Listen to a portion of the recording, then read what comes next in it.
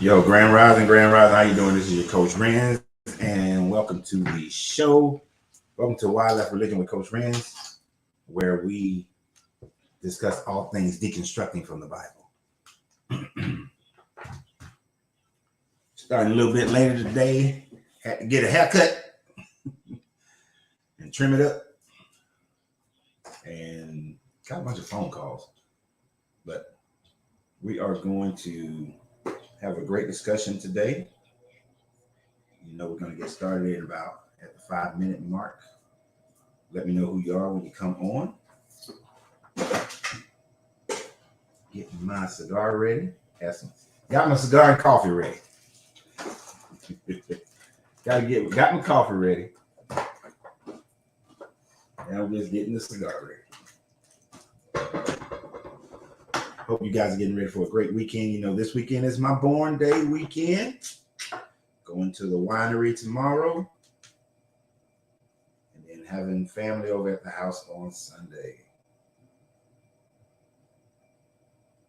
So I don't normally look forward to my born day beyond the fact of reconciling my year and looking for improvements in my life and what I can do better and, you know, reassessing my goals.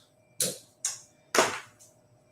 I'm actually looking forward to having family and over in my house this weekend. Ain't that crazy? I'm used to going to their houses, not them coming to my house. It's been a long time since I had family members come to my house, so this is going to be interesting. Hey, I think my kids were little. That's right. It's Debbie's born day weekend as well. Mm-hmm.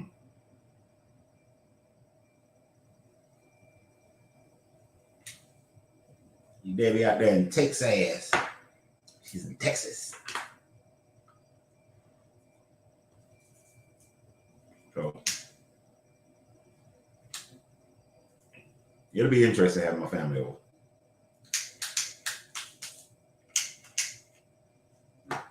But definitely going tomorrow. Gonna go to a winery, having wine and cigars and good dinner with some good people. And then Sunday, my Falcons are gonna win. And then I'll spend the rest of the evening here with my family, hanging out at the house. Family and some friends. So it'll be cool. I still will be making some videos all weekend, regardless of who's supposed to be or what's going on. So I still make some videos. So we'll still be here for that. And can't stop the show on that one. They're having the family over be like a nightmare for you. Ah, come on, Debbie. Gotta work on those things. Nah, you'll be all right. I can understand.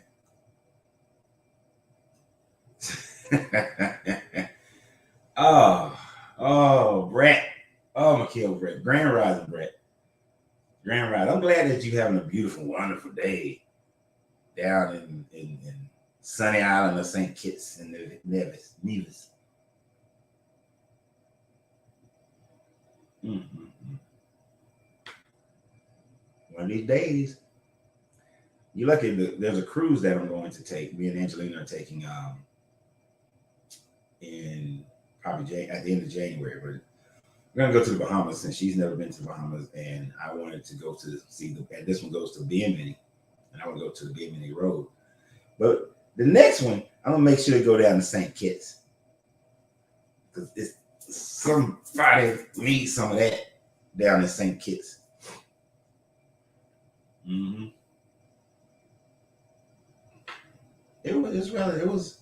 It's cool this morning. It's gonna get a little bit warmer.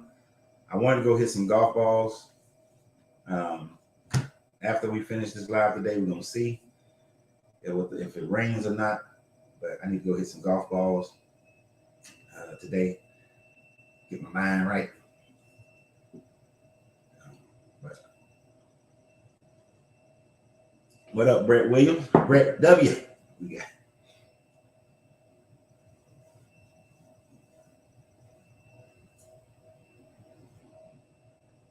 I got you.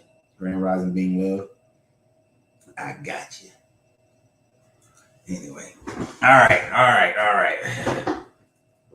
It's about time for us to get started. So, for all those who are new, if anybody is new, welcome to the show. We deconstruct religion on this show. We also, I also look to uplift people in whatever process that they want to go through in order for them to become the greatest version of themselves. I do this through shooting these videos as well as through life and spiritual coaching, as well as business coaching, since I've owned so many goddamn on businesses. But now I'm like semi-retired. This is my new business. I will open a cigar lounge up again. I was just talking to a gentleman about that last night, but not for right now. So I do business coaching as well. All that to say that. So we're going to talk about today is the Battle of Jericho. Talking about the Battle of Jericho. I know. I want to know. I'm sure everybody is. If you haven't read this story before, you at minimum, you've heard colloquialisms referring to the Battle of Jericho. Now, this is in the book of Joshua, but we're not going to go and cover this whole book because let me see something. I'm curious. I didn't check something.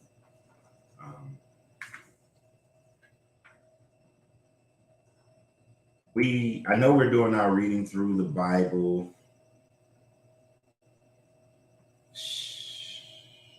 Ooh. We might do the book of Joshua, so I don't want to read it because that's right after Deuteronomy. I don't know how far we're going to go in this reading straight through thing. I have no idea. I know I would die in Chronicles. I'm like, why? So I don't want to go. We're not going to go all the way through it. We just want to.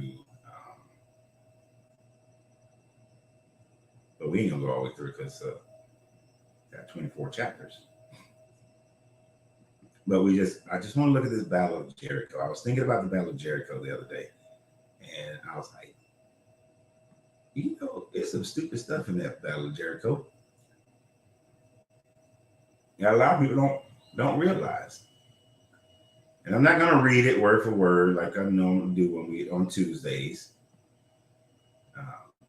There are certain aspects of it that we're going to talk about, but it's just the entire battle. It's a bit ridiculous, and anytime that Christian archaeologist Grand Rising Jeremy Grand Rising, then when they find a city where the walls have crumbled, like, oh, that's it, that's the battle, that's Jericho. This must be Jericho. But we're gonna look at it. There was one part I was looking for. I meant to look this up before. Find this one part.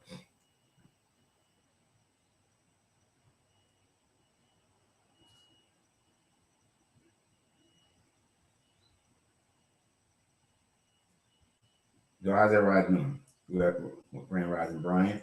So who's read this story before? Who read Joshua before? And I know you've heard of Jericho, but if you heard about it, just say heard about it or heard. If you've read it, let me know you've read it. If you've never read it, never heard about it, let me know if you've never read it, never heard about it.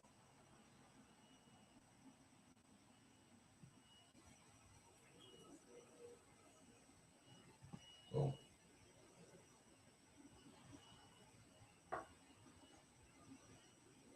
Let me know.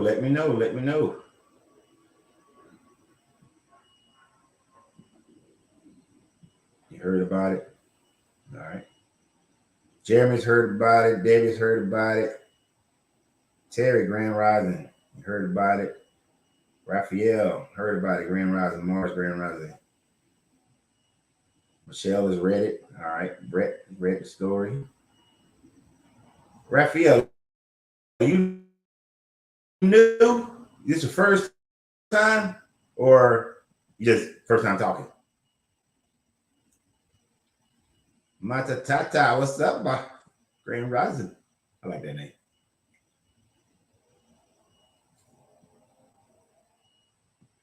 Only heard.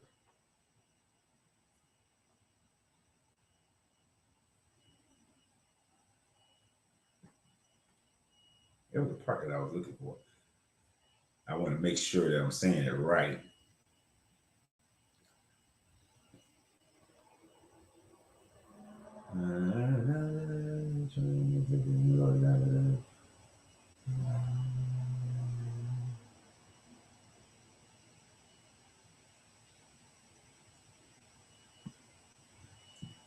Oh, well. Yep. First time, cool. Glad that you found us. Welcome to the family. Everybody gonna welcome Raphael to the family. Welcome to the family, Raphael.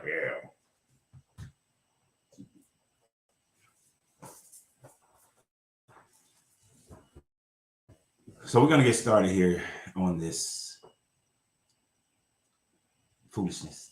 I'm gonna go ahead and just say it's foolishness from the beginning. It's foolishness of this story of the Battle of Jericho.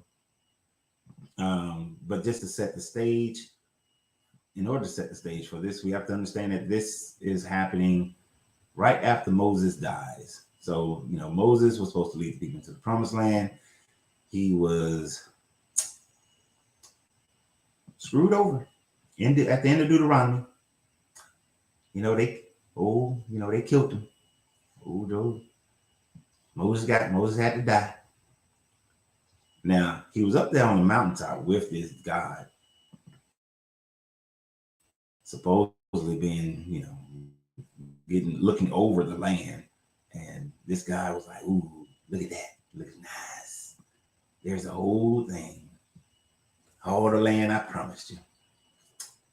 But you're going to have to die.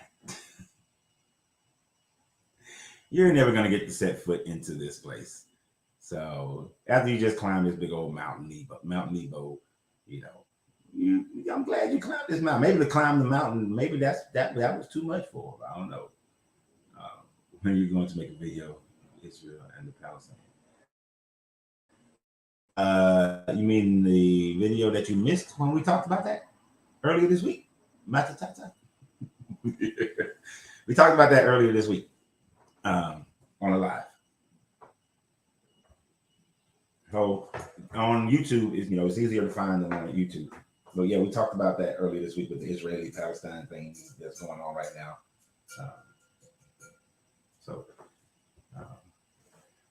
Of course, we started out talking about that, but you know how we do.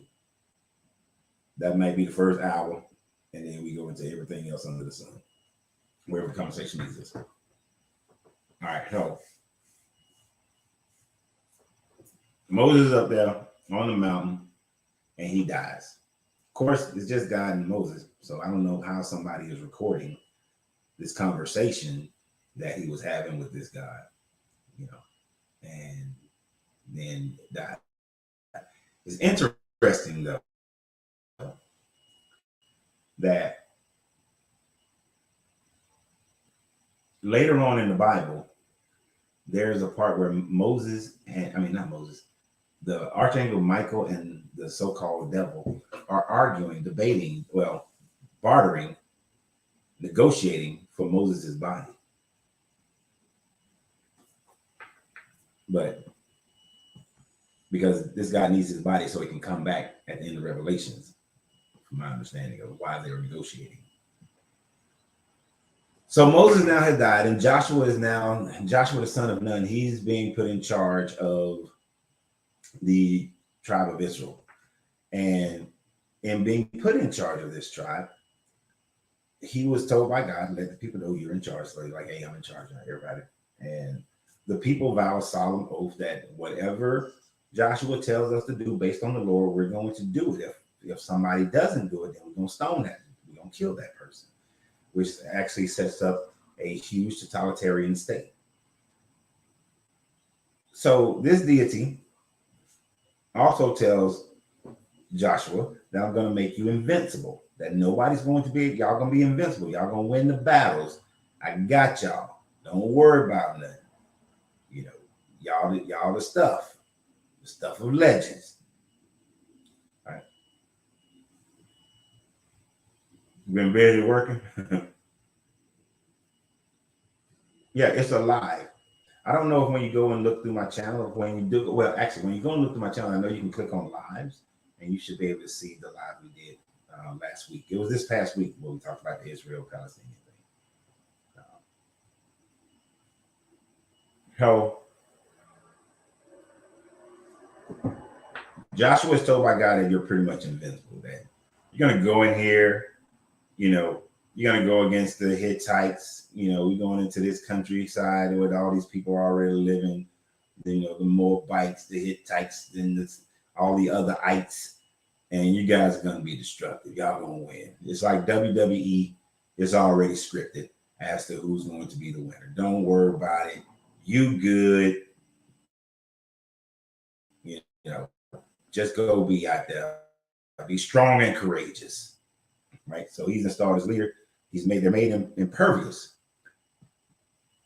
Now, I'm going to ask y'all a question. If your deity just made you super strong, said that you're going to win the battle, nothing to worry about, would you send spies? Do you need to check the enemy to see if the enemy is going to be what you're up against?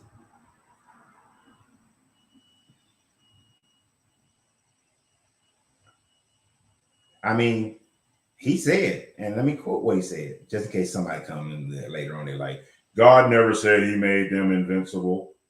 No one will be able to stand against you all the days of your life. As I was with Moses, so will I be with you. I will never leave you nor forsake you. Be strong and courageous, because you will lead these people to inherit the land I swore to your ancestors. I swore to their ancestors to give them. Oh yeah, and you know, just to give before that, he said, your territory will extend from the deserts of Lebanon and from the great river, the Euphrates, all of the Hittite country to the Mediterranean Sea in the west. And then he goes on with this: nobody's gonna be able to, nobody can oppose you. You man,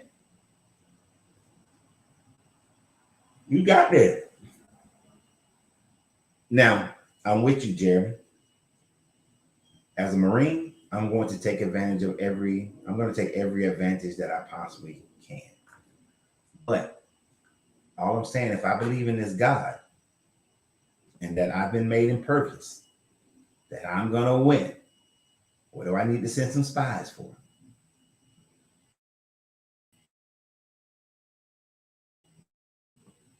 It's faith. You know, where's the faith in it? I mean, you finna go to Jericho. You go into Jericho.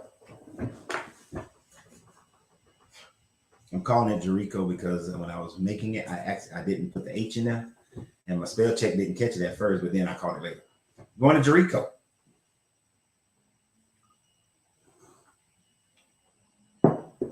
So you're gonna send some spies into Jericho, right?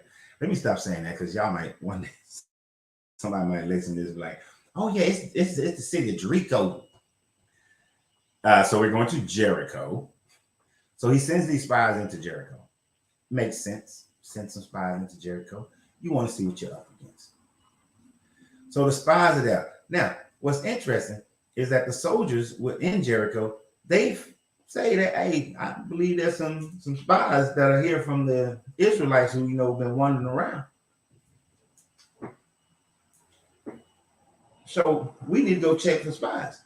Now, if you thought you saw spies and you were in the military, sorry, I'm still. If you saw some spies and you thought, and you in the military, you don't just let the spies go on about their business and then go tell your command. No, you go handle that right then.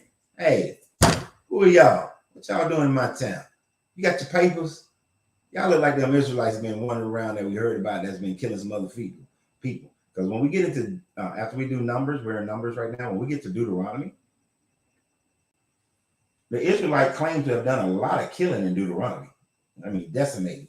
So they got a rep. They got a rep. They Mike Tyson of the desert. So if your city is chilling and you know and you see two spies, you're gonna go handle this. But they had to do that so the story can happen. Because the story got a story. So the story can happen.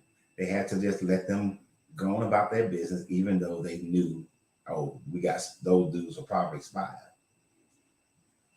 Right? Now, because and if you look at chapter 2, verse 2, it says, the king of Jericho was told, look, some of the Israelites have come here tonight to spy out the land. You know you got them. And then they know where they went. So the king of Jericho sent the message to Rahab, bring out the men who came to you and enter into your house because they have come to spy out the whole land. You knew you had some spies come in. Y'all just letting them just roll through. And then she gonna tell them, oh yeah, they came. They came. But then they already gone. They tried to get out at dusk so they can get through the city gates. Who do you think the gate guards would have saw them? Ain't nobody at the gate. And then after the gate guards would have been like, no, we ain't seen them two come through here. That they would have went back to Rahab and been like, you lying prostitute, you. No. Yeah. And isn't it interesting that they went to prostitute? You know, I think the writers of the Bible, in the Old Testament at least, on the sneak tip, not even the New Testament, I think on the sneak tip, they likes them, they prostitutes.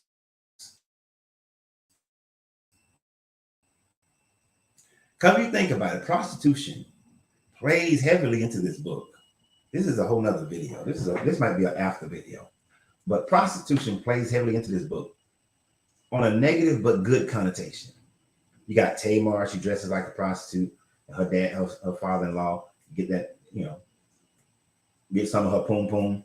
And then, she's pregnant, but she's more righteous than him. Jesus tells this prostitute to stop sinning. Tells the Samaritan woman, even the man you with that ain't your husband, you done had a whole bunch of dudes. We got Rahab, this prostitute right here. It's a lot. But here's one of the things. I gotta say this. Even throughout, up until like the medieval times, prostitutes was normal. You even had the king's court, the king's prostitutes, or the court's prostitutes. They worked the castle. This would be like your high level call girls. Have you ever seen The Wolf of Wall Street when they classify the different women that they bringing in? It's like that.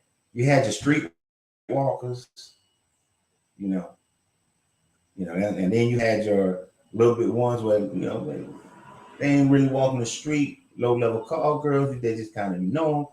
And then you got your call girls, and then you got your high end. So since the king of Jericho, Rahab, she might have been one of them high ends. But this book does play heavily into Oh My Shanty, Grand Rising.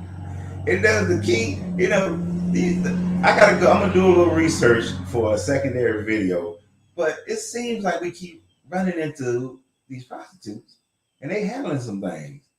In a sense, Esther was somewhat of a prostitute. One night with the king, he was interviewing all these different women, and they got one night with the king to see who's gonna be the queen. They offering themselves for a good job. Oh, Om Shanti. Oh, my bad. I appreciate that. Solomon had 700 wives. I thought it was 300 wives and 700 side pieces. It was one of them. Oh man, this is the word of man in this Bible. let's look at taking the land in South Africa, Zimbabwe. Europeans took land by riding the horses as part of A and B, and the horses stopped.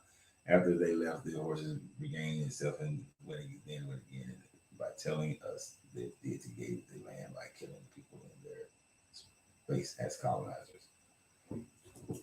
Actually, I don't know, Brett, you must not have seen one of the videos where I want to take the southeast of America and organize Africa.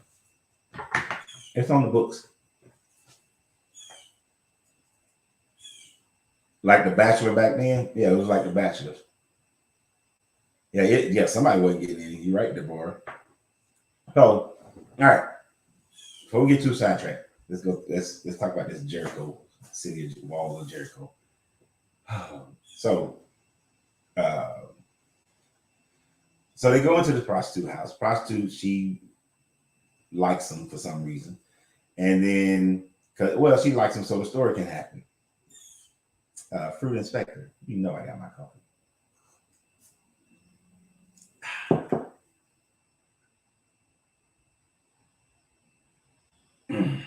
That's it right there. That is it right there. Peace, love, and happiness. So, Khalifa Grand Rising. No, Chloe, because I like the name Chloe. So she, they escape, they get out, and she's like, hey, I helped y'all out. I live in my apartment that's built into the wall. Do me a favor. When y'all come back, please don't kill us. Right? Because that way they're sparing the lives of her father, her mother, her brothers, sisters, and all the family members that belong. And so Rahab's family is going to be saved. They want to. She's like, hey, let's barter. Y'all gonna come and destroy us, but because I heard about y'all be killing folks. And the men assure her by saying that, hey, just hang a red little scarf, linen, out your window on your side of the wall, because it was built into the wall, and we will make sure that nobody kills you or anybody who's inside your house. And she tells them, hey, that's cool, appreciate it. Look, wait 3 days and they'll stop looking for you. And then, y'all can come back and y'all can take the city. So I want y'all to think, these spies don't know. They don't know at the time that the way the city is initially going to be breached is that the walls of Jericho are going to come crumbling down. And so they just, hang the red scarf. So when this guy get ready to do his magic power, his magic trick, this God is going to know not to knock down that one slab of wall where she lives and her family. But this is the deal. That's what they decide. Yep, exactly, Brian. There go that 3 days stuff again. So then, the story is about to get real stupid. Because now they got to cross the Jordan River, and back then, unlike today, the Jordan River is very dry right now. And I know what people are going to think, but that ain't got nothing to do with any prophecies. But the Jordan River, when I went there and when I was at the Jordan River in 91, was that 91 or 92? It was one of them, 91, 92. It wasn't no crossing the Jordan River. You need a bridge, right? Oh, yeah. You know what? Exactly, fruit inspector. See, when you read a lot of these stories, they are reusing the same motifs just in different ways. Thank you for reminding me that, fruit inspector. The red scarf is almost like the the Passover. And they do mention what Moses supposedly did in Egypt, and they heard about what Moses did in Egypt, although the people of Jericho never wrote anything down about the story of what happened in Egypt. But and it was common for other cultures to write down other cultural stories. They heard about it if it was a good story, right? And certainly that would have been a good story. But the red scarf is very much like Passover. It is the sign of Passover because God is going to pass over this red scarf, emulating the red blood on the walls of the Israelite homes in Egypt so that their firstborn won't be killed. And this saves the family of old girl. So thank you for the reminder. You know why I like y'all? We work so well together, right? So now they going. And Joseph's like, how are we going to cross the Jordan River? And he's like, God is like, just like I did with Moses, I'm going to split the Jordan River just for y'all so that y'all can walk across on dry land. Yeah, it does, doesn't it? It doesn't it, Jeremy? So that's the deal. Not only are we copying the blood over the doorway, we're also going to copy the whole splitting of the Red Sea by splitting the River Jordan. And he keeps saying that I'm doing this so that all may know that I am with you as I was with Moses, so that the whole world can see me. So you got to go and kill a bunch of people so the whole world will know you. Now, part of the understanding of why they wrote this way is because the people who are writing this story know that other city states have their own gods. So their God is writing it as I need the whole world to know. I need other people to know that I am a God and I exist. And I'm the God of Israel. But of course, when this is being redone, they try to make it, sometimes they make it into is they the God and everybody, they want the whole world to know. How were the people how were the Aztecs, the Mayans, the people on the Sentinel Islands, the Zulus, how were they going to know about this story at this time frame? They wouldn't have known about this. They didn't know about this until the colonizers came. You know, the Tianos didn't know about this until the colonizers came. So this is propaganda. So now they're going to get up here and they're going to cross over this river. And he told them, said, well, in order for you to cross this river, what I need you to do is have the get the priest, get my priest to come, bring the Ark of the Covenant, even though we still don't know what the Ark of the Covenant is. You know, because sometimes it acts like a weapon, sometimes it's a magic talisman. It does all kinds of stuff, right? And they bring it to the edge of the Jordan River, and then the Jordan River, it makes like a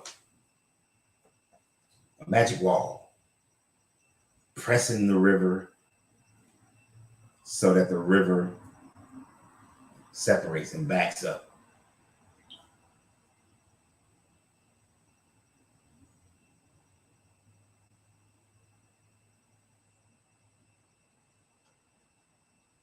So I want you to think about this.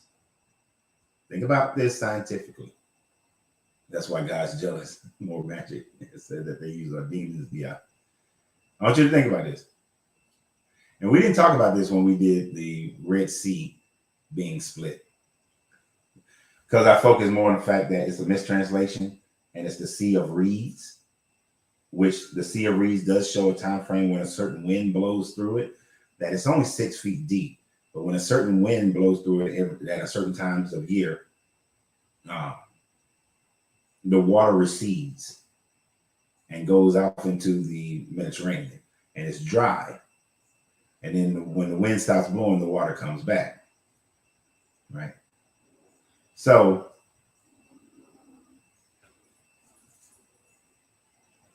because the story is about the moon and the making of a calendar, the rainbow could be the Ark of the Covenant. I ain't never heard that before, DeHaven. I don't know where that came from. Grand Rising DeHaven. Never heard that one before.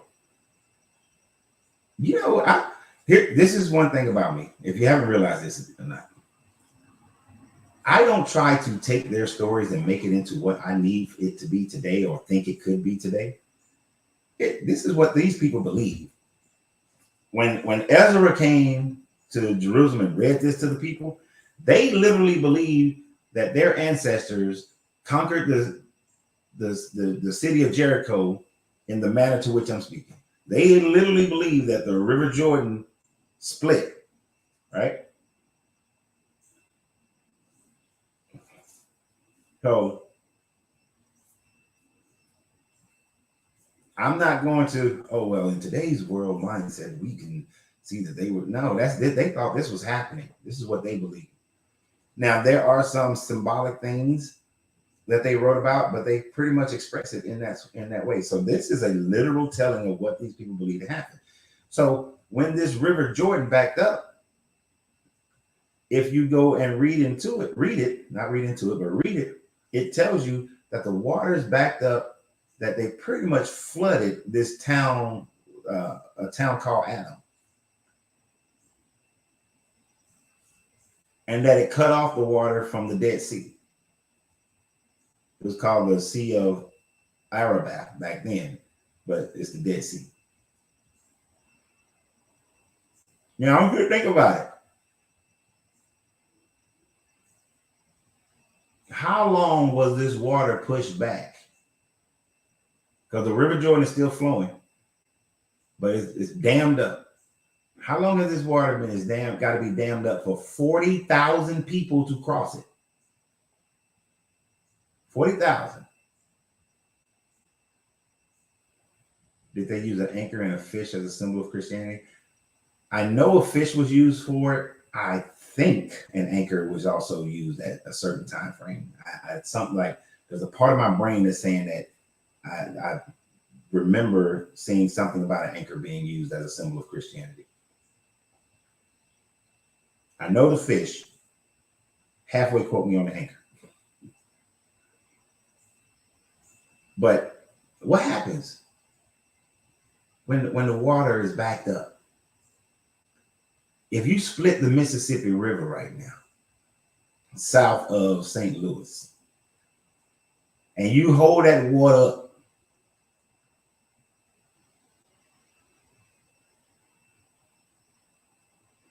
they do believe that the water is the firmament above is water. They thought it was water. So you're right in that part, the haven. But this city of Jericho thing, they took this literally. But I want y'all to think about it. What happens to St. Louis if we dam up the Mississippi River south of St. Louis and long enough for it to become dry, then for 40,000 people to walk across the Mississippi River?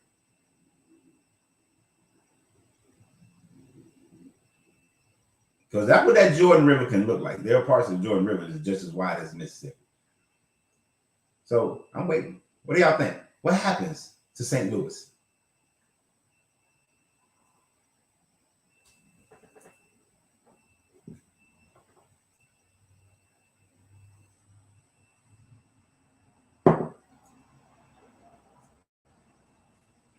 Because I done seen what happened to St. Louis I've heard of what happened to St. Louis when they just have like heavy rains. I'm talking about parking lots looking like lakes.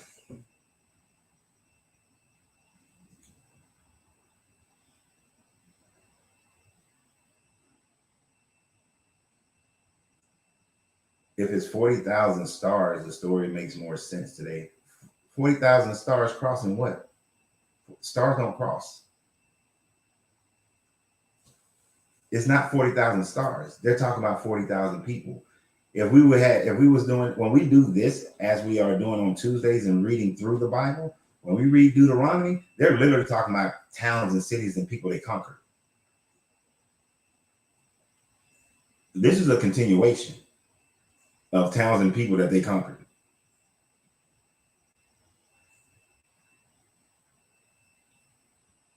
I think you're You're trying to make something esoteric that's not esoteric. You know, trying to make something esoteric that's not esoteric. Grand Rising, Andrea. All right. Your town will be flooded out. So in order for this guy to facilitate his plan, he had to completely flood out these people who lived in the city of Adam. And this is the only time I think these people are ever mentioned in the Bible.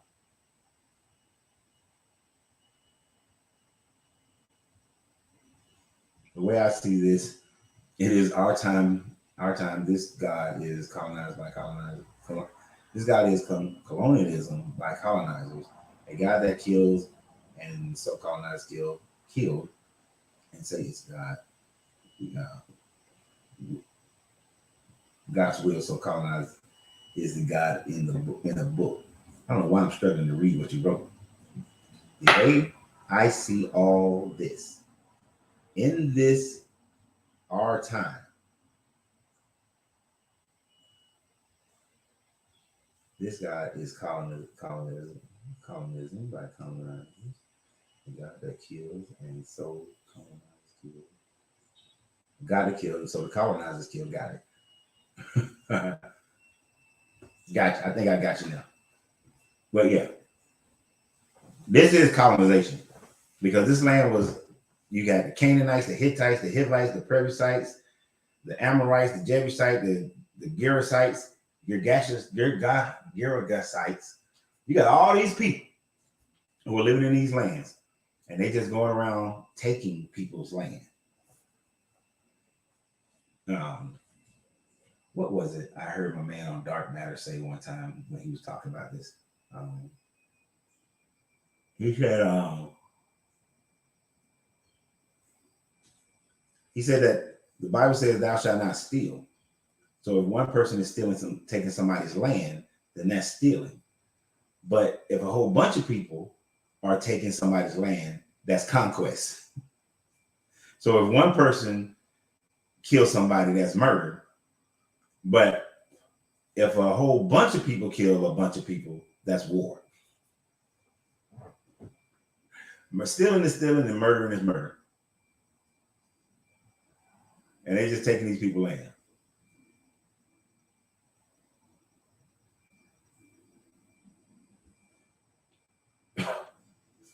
A lot of the Egyptian stories are esoteric in nature.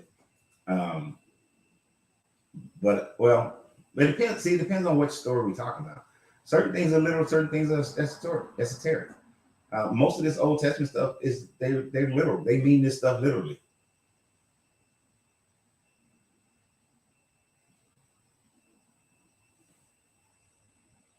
You know, I should have called this video Jericho, the ways of the colonizer. Yeah. I might actually go back and change the title of this to that.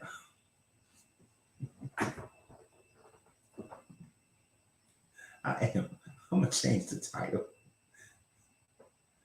I want to change the title. Can I change the title? Yeah, I can.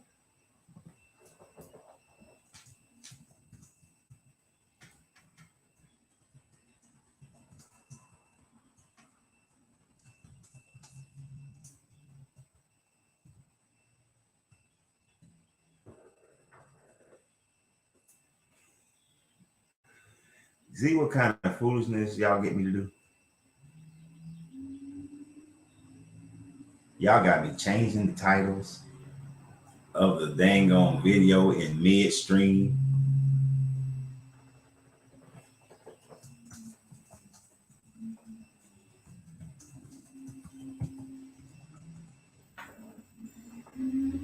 Y'all are so wrong. This is the Gurkha. What is this? Gurkha Natural is the one that's dipped in Louis 13.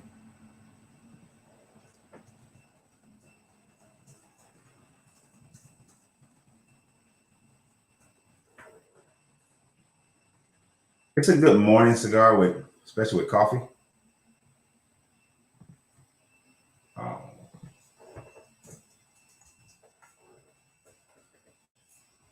Yep. I'm changing the title to the Battle of Jericho, The ways of the colonizer.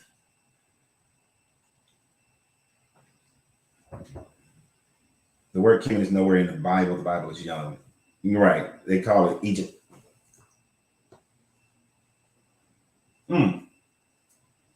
But I would imagine in the older, when it was written, they used the word Kemet because the Greeks hadn't taken over yet. It does. This cigar actually smells. It's a good cigar. Don't get me wrong, but it smells better than it actually tastes.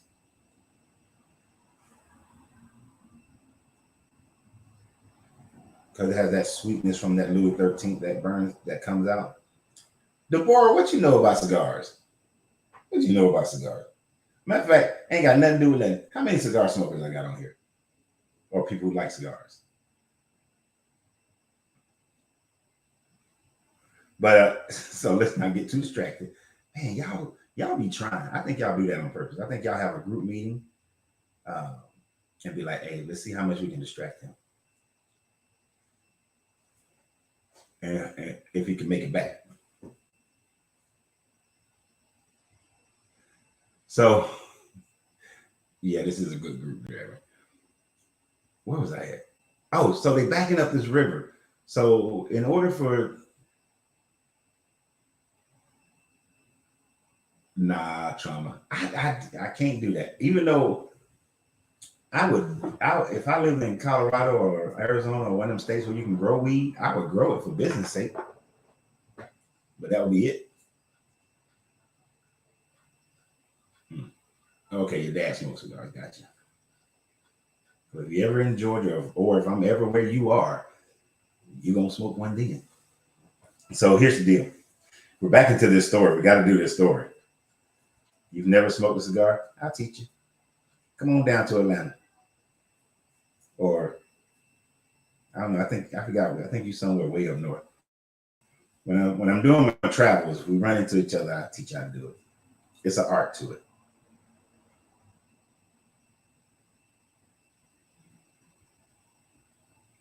So Jack liked the blue acid. Okay, just found this page. Now I also have a cigar page. It's called Smoking Phoenix on Facebook, YouTube, TikTok. There's a cigar page, Smoking Phoenix Cigars. Smoking Phoenix Cigars. Even though I'm in Atlanta, I know, but I like the Phoenix bird. That's why it's called Smoking Phoenix. We got nothing to do with the city. So, back to the story. Back to the story. Y'all killing me. Oh, man.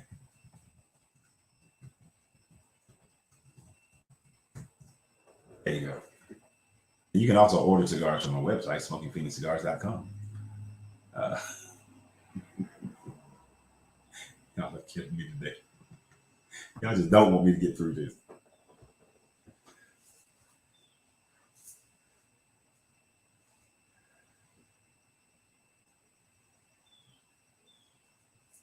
You looked up the city Jericho, meaning is city of the moon.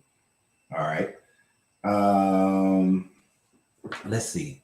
You know what? You pose an interesting situation there, DeHaven. We are going to take a little divergence right now. Ah, shoot. My phone is rebooting because it's doing the update. I mean, I got to do it on here.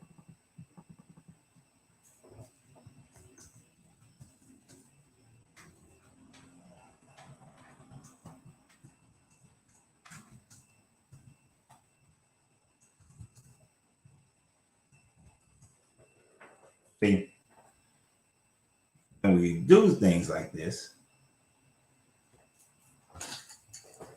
we first thing we want to do is to understand is who were the people that were living in the city of Jericho during the time frame of the story. All right. So the people who were living there were Canaanites. And they were an independent city state. All right. Now, if they were Canaanites during this time frame, then most likely, wait a minute, that's not what I want.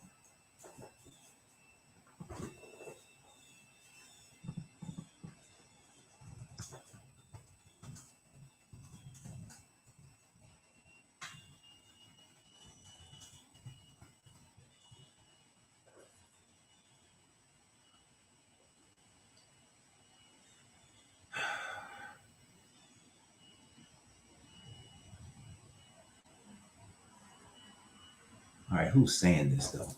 I don't know who this person is. So according to the first person that pops up, the city of Jericho was Canaanites who worshiped a god called, it literally looks like Yarika, Yarika, which is a moon god. I've never heard of this god.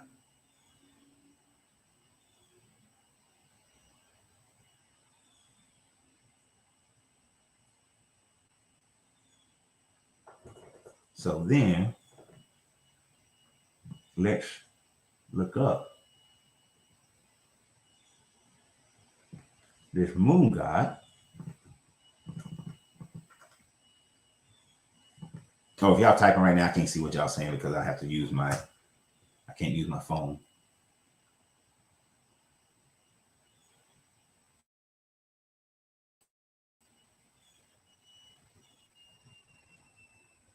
So,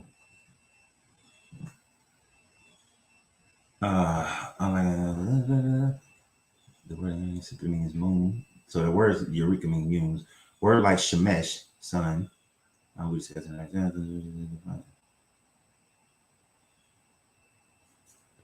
okay. I would imagine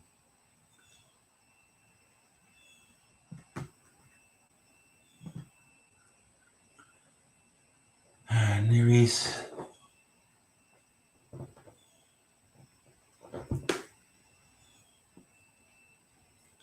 So Eureka is more of a moon god from the Amorite people. The Amorites were people in this area, as well as the Canaanites and Moabites and all the other ites.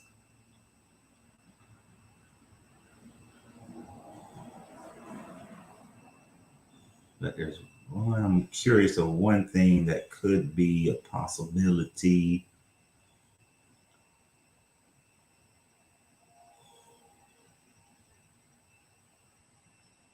Speed read. Look for certain keywords. I'm looking for keywords. Gotta find the keywords. I don't see them, then it might not be it.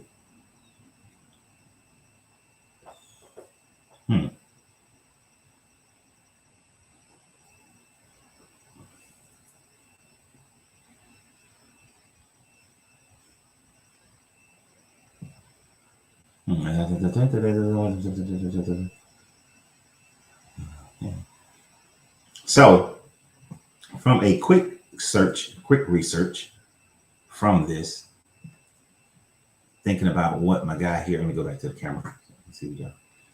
All right.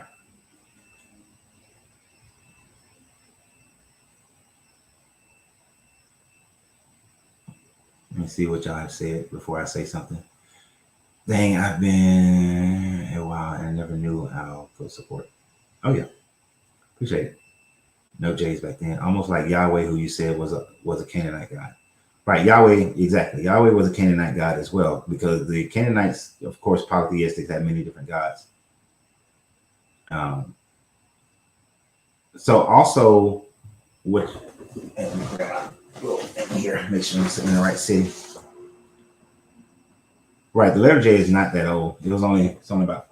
It came about in the only about 400 years ago,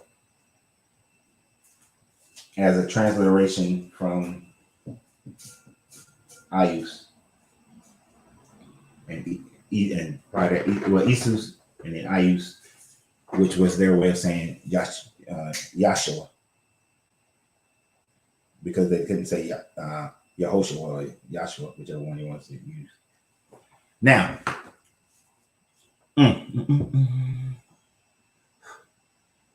Where's my God? Where's my God? Here, God. Here, God. Here, God. There you go. Nope, that's not God. That's not the God I'm looking for. That's the wrong one. I got my little Sumerian Arcadian God chart.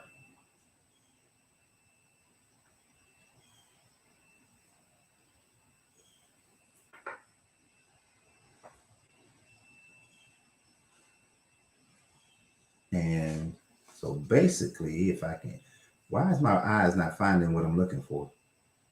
I'm saying every other deity in their pantheon except the one that I'm god dang on looking for. Okay, fine.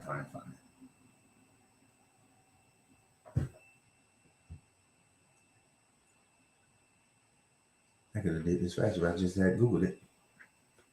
Oh, right there. All right. So now, this is good. I like this. I like that.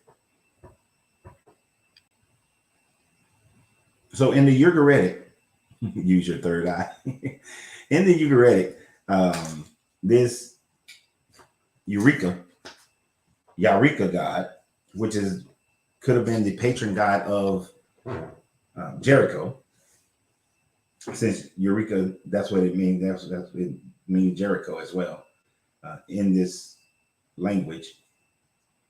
And these were Canaanite people, so they would have been familiar with the city of Ur. The city of Ur in the Sumerian Akkadian language, their moon god was Sin. Sin was the god of the city of Ur. Now, many of these people shared gods. You know, Yahweh, originally a Canaanite god, a god of the Shashu people as well, was also the son of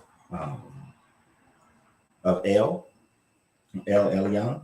So we get it's a whole menagerie depending on who's looking at it when, and they changed the name. I got to keep it right by me. With that being said, I know DeHaven, you're saying that this could be symbolic, but they named these cities based on the name of, a lot of these cities are named based on the god that they patronize, and some of them are not.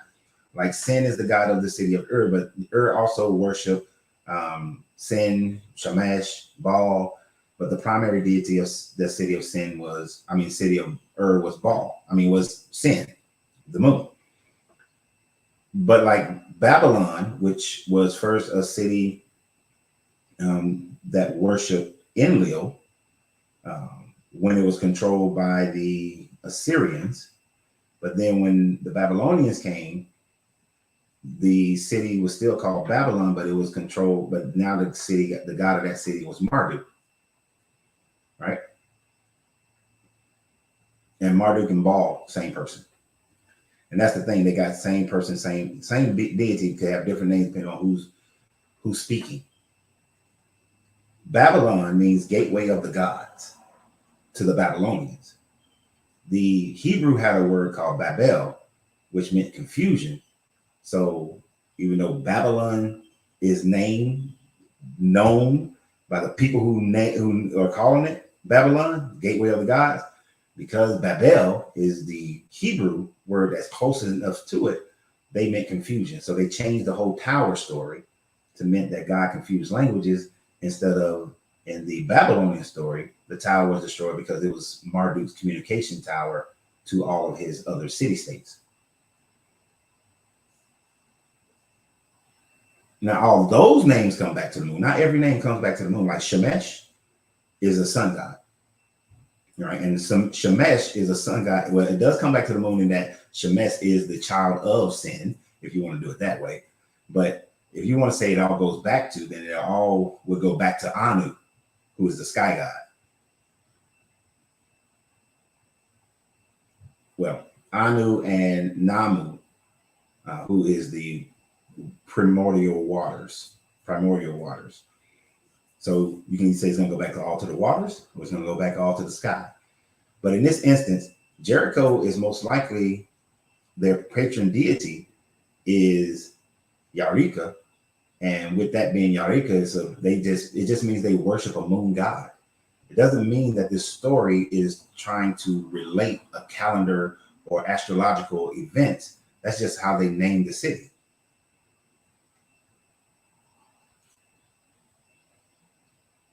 Like the city of Atlanta, people think it's not actually true. It almost happened. The city of Atlanta was almost named Terminus, right? It was almost named Terminus, or its nickname was Terminus. The true story is that Atlanta's nickname was called Terminus.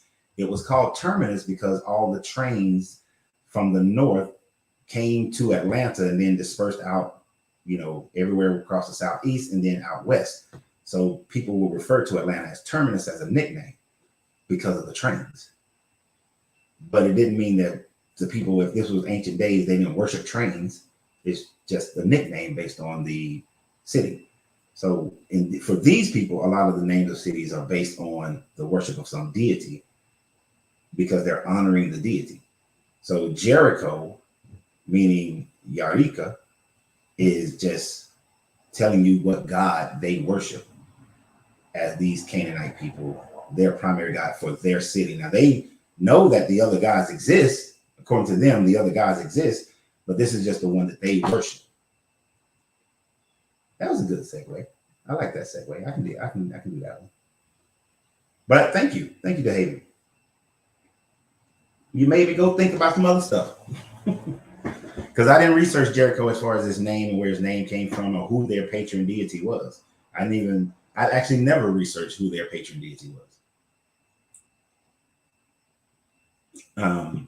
Yeah, I just never had a reason to. But thank you for the reason for doing that. I might have to make that as to a separate video as well. And if I don't write these things down, I ain't gonna remember none of it. These secondary videos.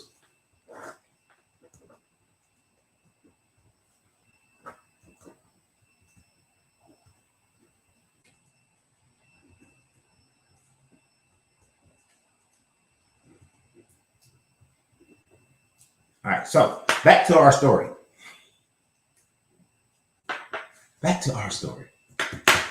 So this guy decided that in order for him to be able to facilitate this, he had to flood these other people. So in the process of destroying one city, he also destroys another whole city. Each one teach one, exactly. He destroys another city of Adam, and these people didn't have nothing to do with it other than the fact that Christians will probably justify it by saying that, well, he just got a 2-for-1 in this one because they were pagans anyway, and they were upriver. They were within the land scope that this guy said he was going to give to him anyway. So it's just a twofer. He got a twofer out of it. All right.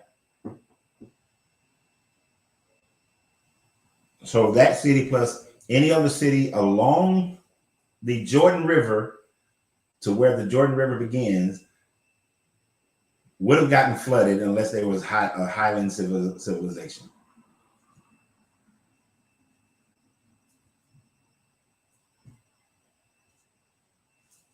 So this is the absent-mindedness of this deity. It's not thinking through the process. Like, you rather kill people than go in there and say, hey, I'm God. Worship me, and I'll love you by giving you great bounties. Nope. Fear.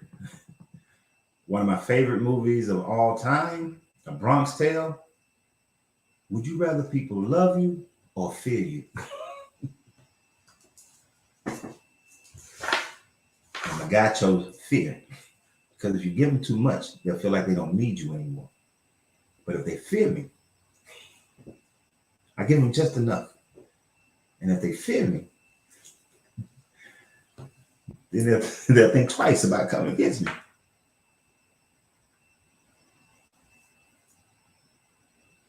Grand Rising Moan, you just missed a great little bill right there that we did for the city of Jericho and his name, man.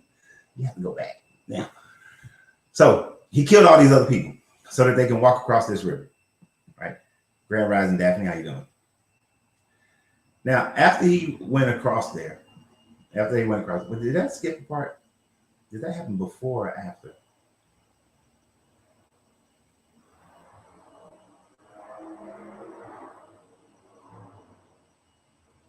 Was that before or after? Hold on.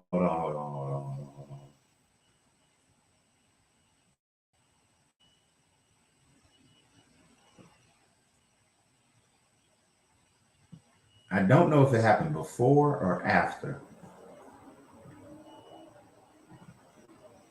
It had to happen before. I think this is before they crossed the River Jordan. Nope, it was after. So after they crossed the River Jordan, and everybody got over on the other side. And then this guy said, hey, I know I'm about to send y'all in the battle. This is what I need y'all to do. I need y'all to make some flint knives. And for all your men, I need some penis skins. All the men of military age, we need penis skins. You need to circumcise them. I need that sacrifice.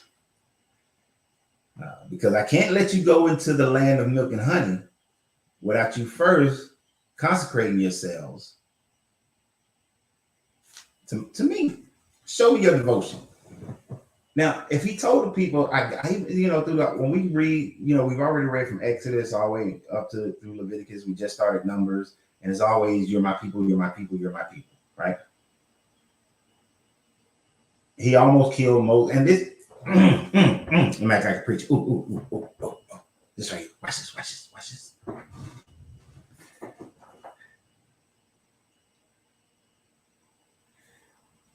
You notice that the ancient Hebrewites did not do circumcision as a natural thing to show their allegiance to this God. It's always this situation where he got to let them know to circumcise the child or to circumcise the men. It wasn't something that was done by everybody on the norm. This demonstrates it wasn't a normal thing. Abraham, when he separated from the city of Ur, no longer in a city that was worshiping Enlil at the time, he's told Abraham, circumcise you and all the men in your camp. Circumcise your babies, everybody. All right?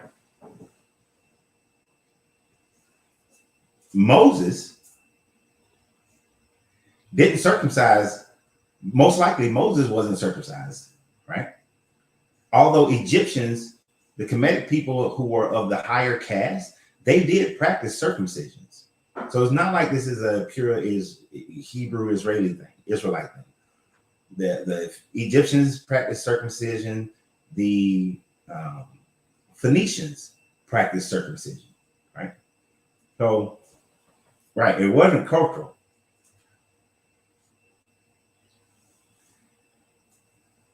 Moses is about to get killed by God on his way back to Egypt because his son, when his son was born, his son wasn't circumcised.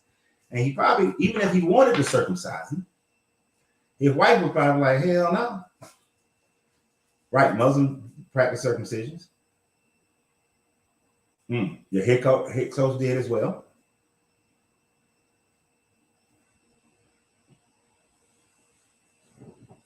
And then, so we've gone this whole time.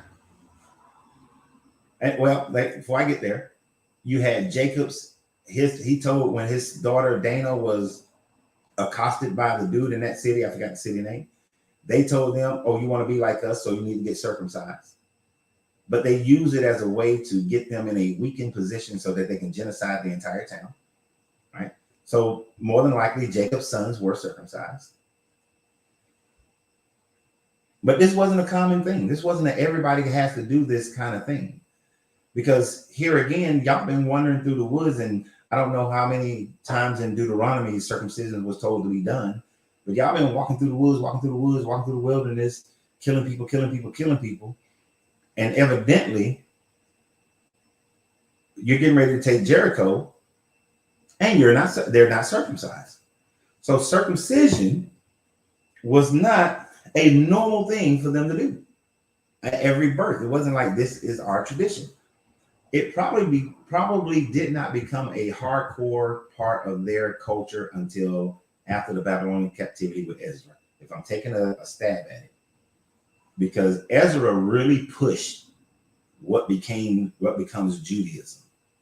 I've been doing a lot of research on Ezra lately. That's why I've been bringing him up recently.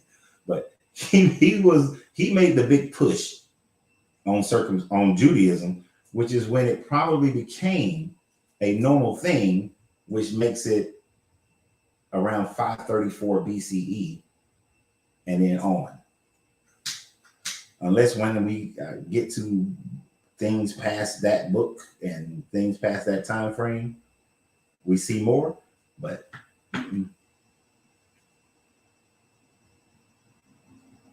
and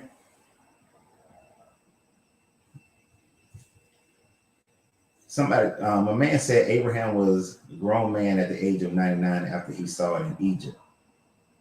And since Egypt was controlling the Levant during different time frames, and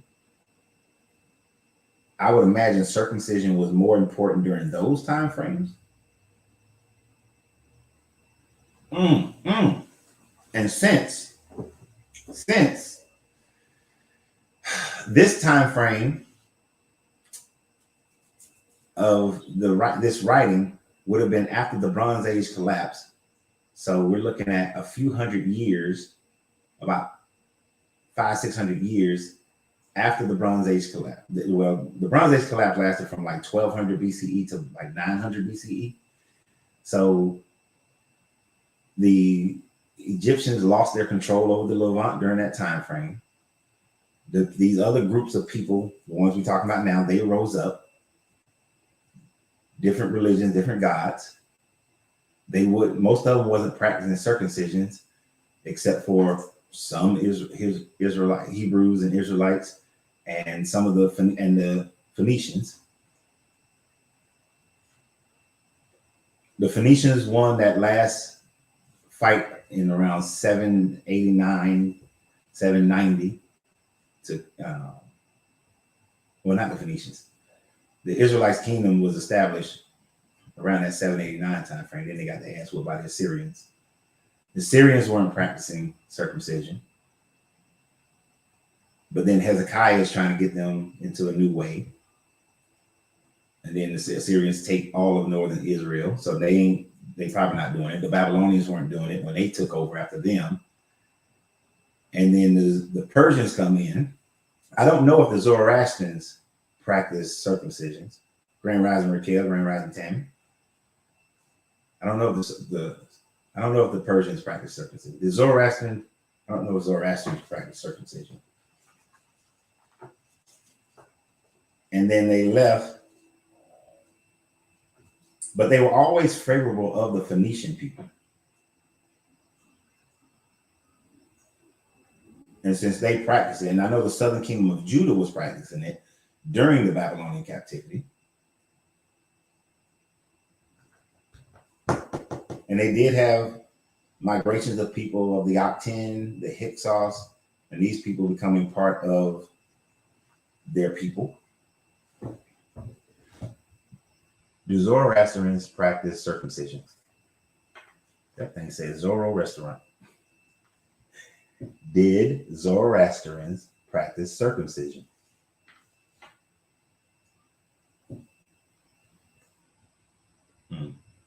So nope, Zoroastrians don't.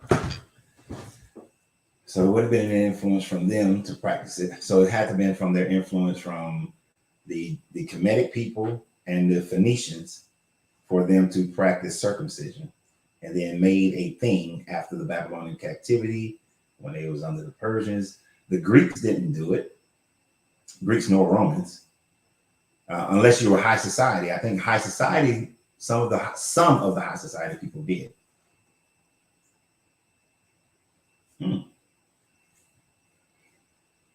So here's this God telling them to circumcise. Evidently, this generation of Hebrews or Israelites They're Israelites at this time frame. This generation of Israelites didn't practice circumcision. So now he's telling them, hey, I need y'all to do some circumcision. Now, this is kind of stupid. You're getting ready to fight a battle.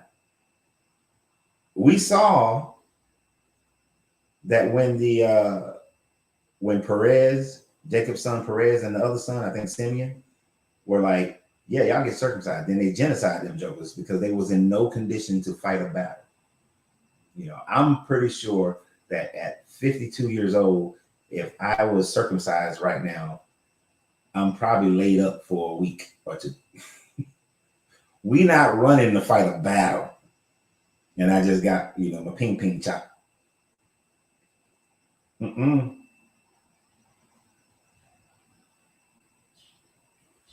Mm-mm.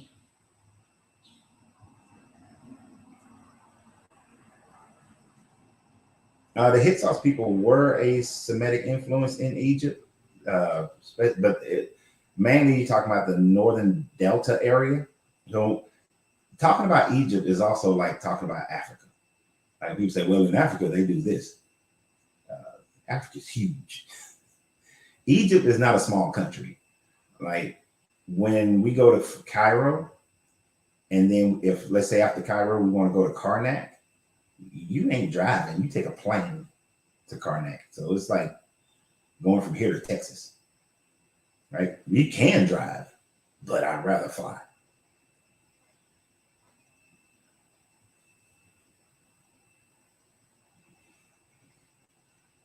But no, the Hyksos were a Semitic culture. And in Egypt, they have had Semitic people in and out of their culture.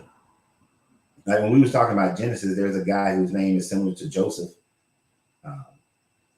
His name is like Yosef, who interpreted the king's dream to rebuild a temple at the south portion of the Nile.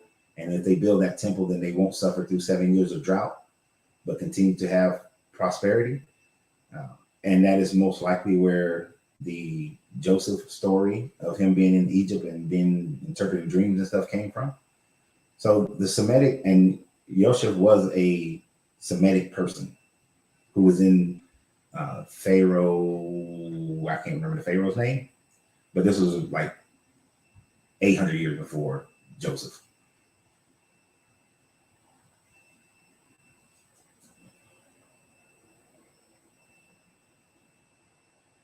Appreciate you for stepping in to up the video. So there's going to be influence. Now, these people are traveling and trading with each other. They're fighting wars. They're being under people's control, losing control. So they're influencing each other left and right. So you're going to get a lot of influence. But back to this crazy story. No military person would injure your own people before you fight. Now, he did tell them, before you engage with these people, let everybody get healed up first. We don't want to go into the battle being jacked up, being messed up. So let all your folks heal before we go into this fight. Grand Rising Skybox. So they was smart in this regard. It's just dumb that they did it at this point. Like you could have waited. Because in verse 8 of chapter 5, it says, and after the whole nation had been circumcised, they remained where they were encamped until they were healed. So he had enough sense to let the people heal before they go into battle. And so they were, but it's interesting that they weren't circumcised from birth.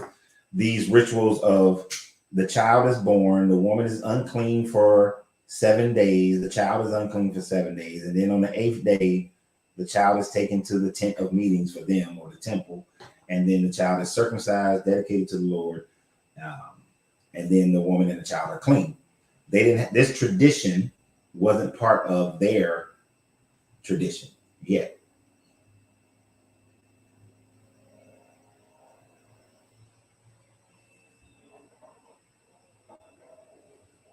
They also controlled the mightiest in history called Sudan. The Sudan military at this time. Oh wait, let me skip up to see what you said before that. Let us not forget that the Kush Empire was the overseers of the east coast of Africa. Oh, they were. That I just watched a documentary. Um, Angelina, I come out the shower and she got a documentary playing. It's 11 o'clock at night and she playing a documentary. She set me up for the fall because she know I'm gonna sit up there and watch it. And then next thing I know, it's 1 o'clock in the morning. But I just watched this documentary. I'm gonna have to watch it a couple more times to really get it nailed down. But it's talking about the Kush Empire. I think it's called like the Forgotten Empire, Kush, the Forgotten Empire, or something like that. I have to look it up again and see what it's actually called. But yeah, the Kush Empire they was rocking. They were like whooping assets like a champ. And truly for a century or so they pretty much ruled Kemet and made Kemet the shit.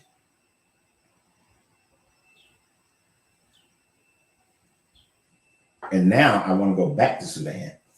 I don't put Sudan on my map up here that I've been there because I went for military humanitarian mission. So it don't count. But I want to go there to study it.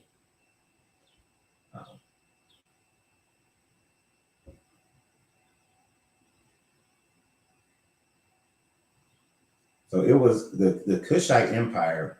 There was some bad boys. They did their thing, and they built tons of pyramids, like tons and tons of pyramids and all kinds of stuff. They also worshiped some rocks, these rock faces that they thought was they either thought it was Horus or Ra, because of especially the way the sun went past it in the evenings. It was a good little documentary that they had, and they're still trying to dig out in some of these tombs, and some of them are flooded.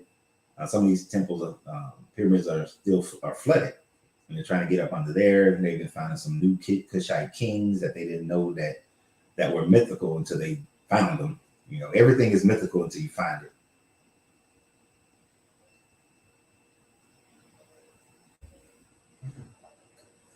For this area, I'm gonna change that a little bit, and this is why I normally say the Nubio-Kemetic Empire. All roads leads to the Nubio-Kemetic Empire, because without the Nubians, the Kushites, you don't get Egypt. You don't get Egypt. You get this because the Kemetics had some dynasties, some kings before the Kush, but then the Kush revolutionized everything and made them into the mighty dynasties that they wind up having. So this Kush Nubio-Kemetic Empire, without that Kush, you don't get it.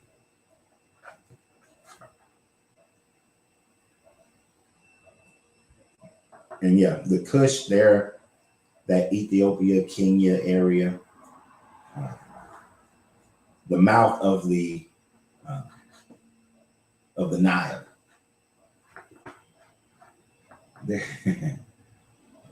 There's this. Oh God, I haven't said it in so damn long. I can't even remember how to say it.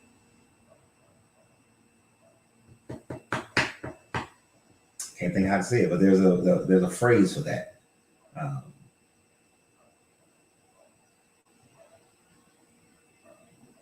About the mouth. It's something about the mountains and the mountains and the mouth and the crescent moon. Something all that together, talking about that Kushite Empire. Anyway, tell y'all were doing this on purpose today. So the circumcision, this was new. This wasn't something that they did all the time, which is one of those things that shows they try to make it seem like from the beginning this God had everything in order. But we see that this religion progressively changes over centuries based on who's in charge.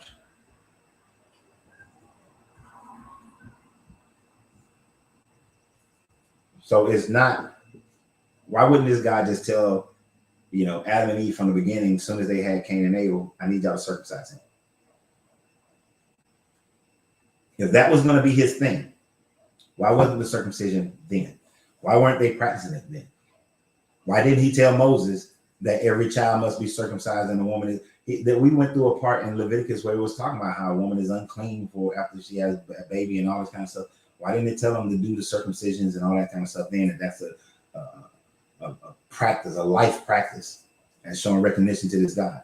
Because evidently we got 40,000 people at least who probably are not circumcised, if not more, because they went through the camp and circumcised everybody.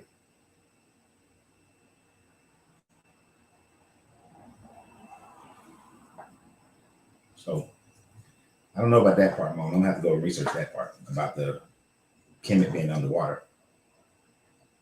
So where was this? Where was this? Where was this circumcision beforehand? Because evidently they had to do it again. So anyway, so they circumcised him. And then they waited till everybody was healed. And then they decided we're going to celebrate Passover. So they had this Passover celebration because it was that time frame. And then they want to do the Jericho thing.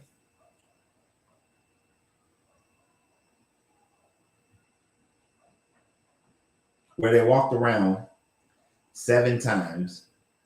So get that number 7 in there. They walked around playing their little music, singing their chants, doing their horns. The people inside of Jericho are terrified, and the people they're walking around, they're barefoot. And it's funny, he said, now when Joshua was near Jericho, he looked up and saw a man standing in front of him with a sword drawn in his hand. Joshua went up to him and asked, are you for us or for our enemies? Neither, he replied, but as commander of the army of the Lord, I have now come. Why does the neither part? How are you neither? Right?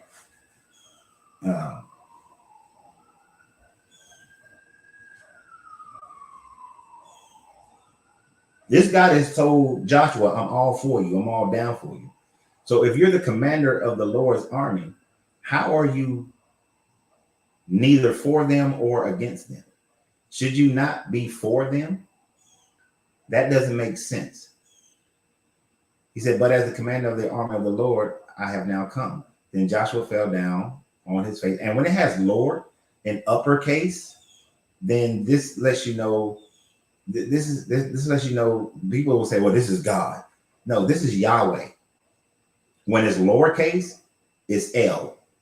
When you're looking at the Old Testament, lowercase is L, uppercase is Yahweh. So he says the commander of the Lord's army. I'm the commander of Yahweh's army, which to me, anytime they have angels, these are no more than the sub-deities that every other religion has as well. Right? They're just sub-deities.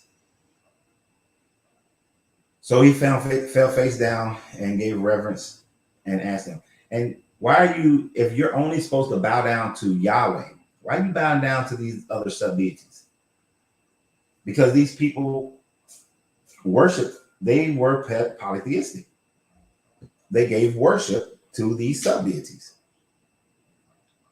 I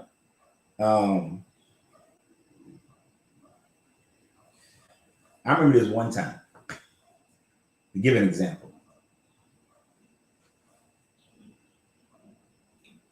When I was in the Marine Corps, we had to go to this event. And I started somewhat of a ruckus because everybody was supposed to bow to the Queen. I told my colonel and I told the general, I ain't gonna say their names, But I told my colonel, my general, I'll be damned. I'll be damned if I'm gonna get up there and bow down to this woman, right? It's not happening. And they was like, you got to, or you can't go in. I was like, well, fine, I'm not going in, right? Now they did make her wait. It was like, okay, we'll just wait till after the processions, and then once she goes and go sit down and all this kind of stuff, then you can come down and come in and take your seat. I was like, all right. But one thing I did notice while I was watching the procession is they only bowed to the queen, to the prince, to the dukes, and all them. Nobody bowed. Nobody bowed. They shook hands, but nobody bowed to them. Because you only gave reverence, that kind of reverence, to the queen. Why are they giving this type of reverence to angelic beings? Because they worship them.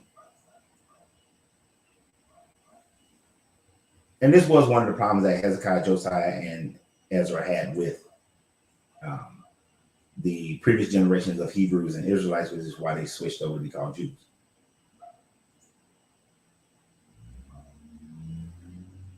And then, what message do you have? Does my Lord, lowercase Lord, the Elohim, have for his servant? And the command of the Lord is on reply: take off your sandals, for the place where you stand is holy. I bring that up because another reference, another copy of the Moses story of when he saw the burning bush and all that kind of stuff.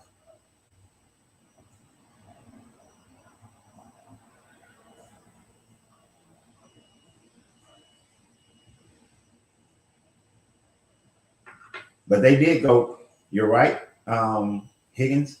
It's after his son failed, after his grandson failed, Abidah,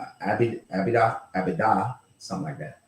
He wound up going back he was paganistic in worshiping El and Elohims and Asherah. And then they come back with Josiah, and Josiah goes back to the worship of Yahweh.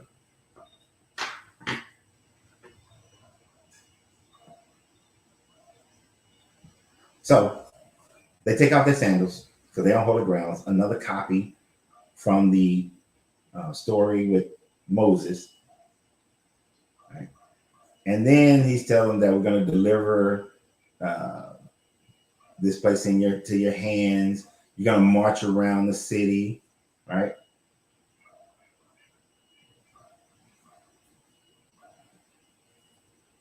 Actually, Boondocks, El does wind up equaling Yahweh, but prior to the 8th century BCE, El and Yahweh were separate. El was actually the father of Yahweh. But El does equal to Saturn, Chronos, Shamash, but El and Yahweh were separate until after the 8th century. Then they were put together. That's the beginning of them being put together. And from the 8th century to the 6th century is about how long it took for them to make them into one.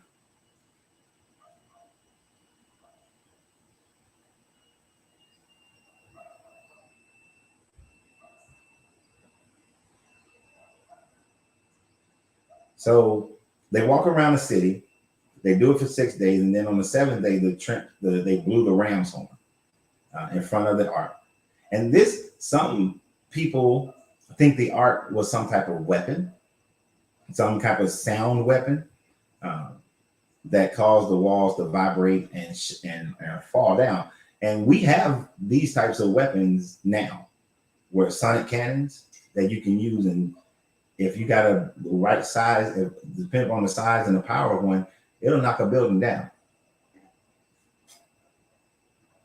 And so they carried this thing around. They blew the trumpets, the horns, the ram's horn.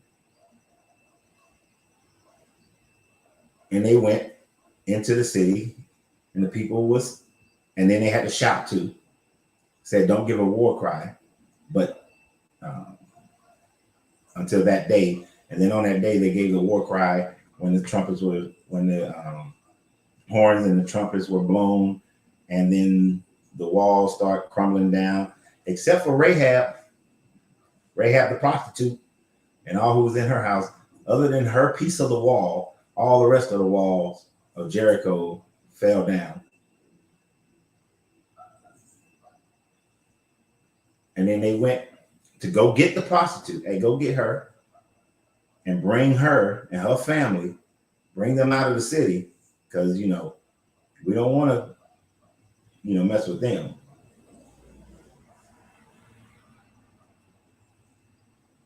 And then here's the thing about it. This is how jacked up they are. They devoted the city to the Lord and destroyed with the sword, every living thing in it. Men, women, young, old, cattle, sheep, and donkey. They genocide the entire city.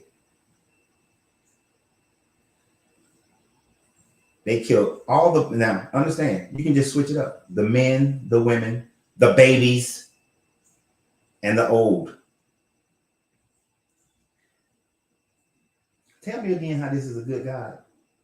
I need somebody to explain to me. How is this a good God? These people are already fearful. You could have asked the people to surrender. But of course, they can't let these people surrender because they were always afraid that if those women got some good pum pum, that they was going to convert their men into their religion, so they would become worshipers of Eureka. Because the pum pum is undefeated, as my guy James would say.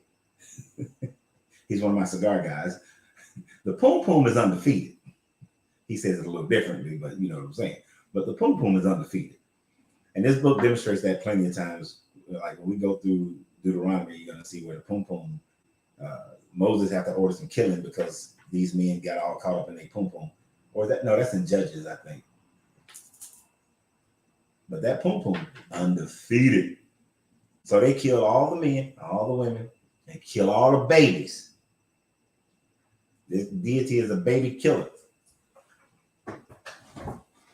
When I was having this conversation some years ago with this person who was Christian pro-lifer.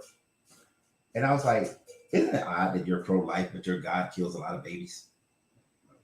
Power of the P. That's right, Michelle. That power of the P is dangerous. Look, when my son went to the Air Force, you know what my biggest warnings to him was? It wasn't not doing your job right, not disrespecting or understanding rank and how to deal with rank, or knowing the difference between a lawful order and an unlawful military order. My biggest warnings to my son was the pum pum. The amount of pum pum that's going to be thrown your way when you go to this military. From the women in the military and the women in the town that surrounds your base. Beware of the power of the pum pum. When he was in high school, I used to warn him, look, you tall, you good looking, you smart, you funny. Beware of the power of the pum pum. Yep. They were afraid the kids would grow up and get revenge. Depending upon how young the kid is. If it's a 2-year-old, 1-year-old infant, I would say up until about a 6-year-old down. 6-year-olds, they might remember their parents and stuff, but them 5, 4, 3, 2, 1 zeros, they not so much.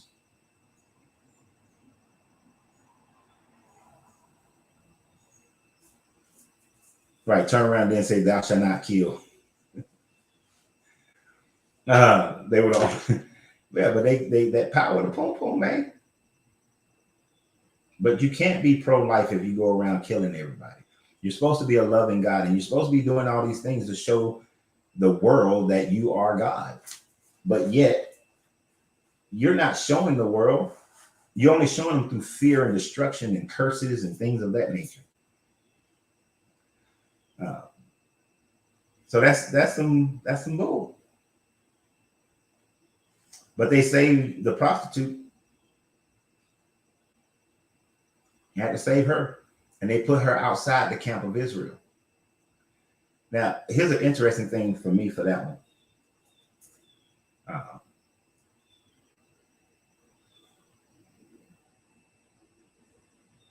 And it's funny how they say, and she lived among the Israelites to this day. To this day. That's kind of presumptuous. She dead.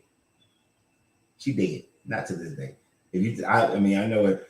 They really mean to this day in the time frame that they're talking about. That this story is written right after, or maybe 20 years later. You know. But she lived outside the camp. When you look at wartime situations, back in the day, you have this thing called followers camp. That's what the Romans called it, followers camp. Followers camp was like not just support, but mainly entertainment for the military, the guys in the military.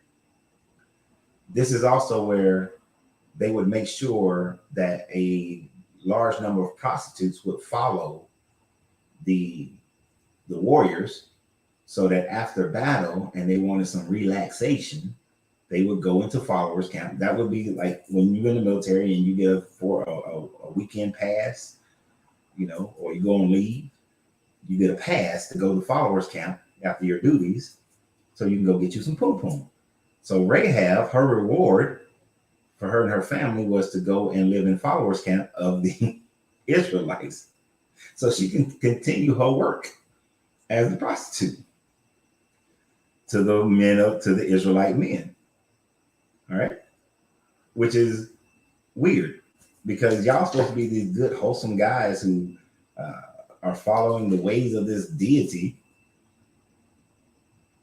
No, there should be no prostitutes among y'all.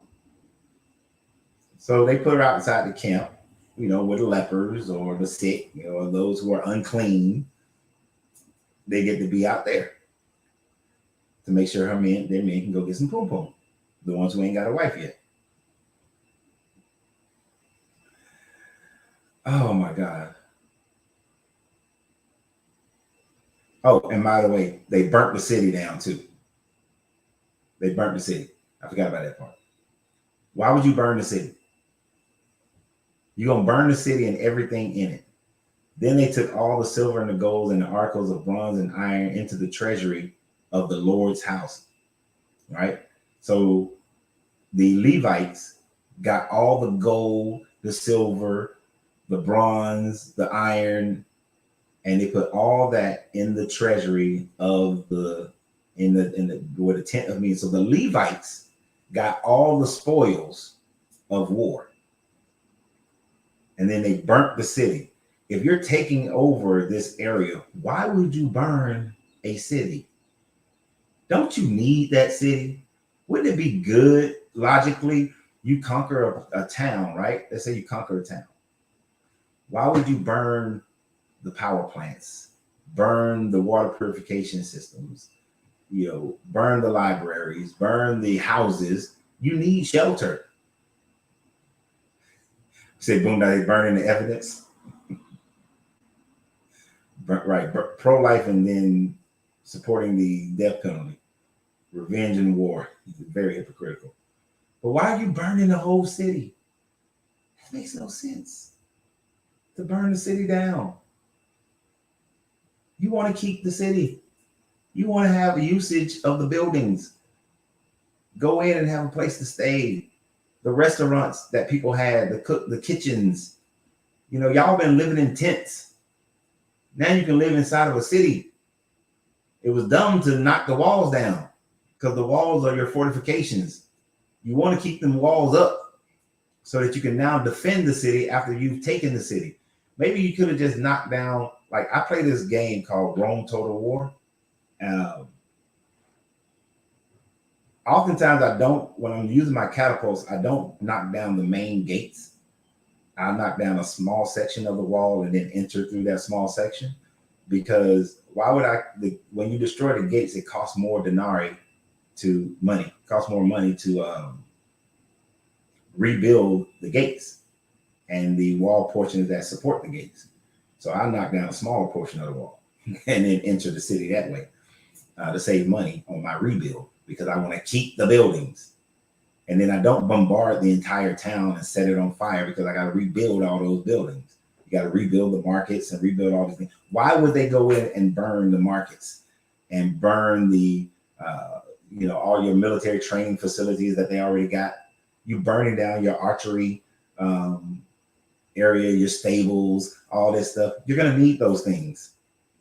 This is like the dumbest military attack ever. So Kings and Chronicles reference King Solomon's son. Okay, got you. We're overlooking something. Sidelining the women as a prostitute is Western colonizer, Father, Son, Holy Ghost. This is the deity of a God that said, without the shedding of blood, there is no forgiveness of sin. Right. Definitely sideline. It's another instance of them putting women down.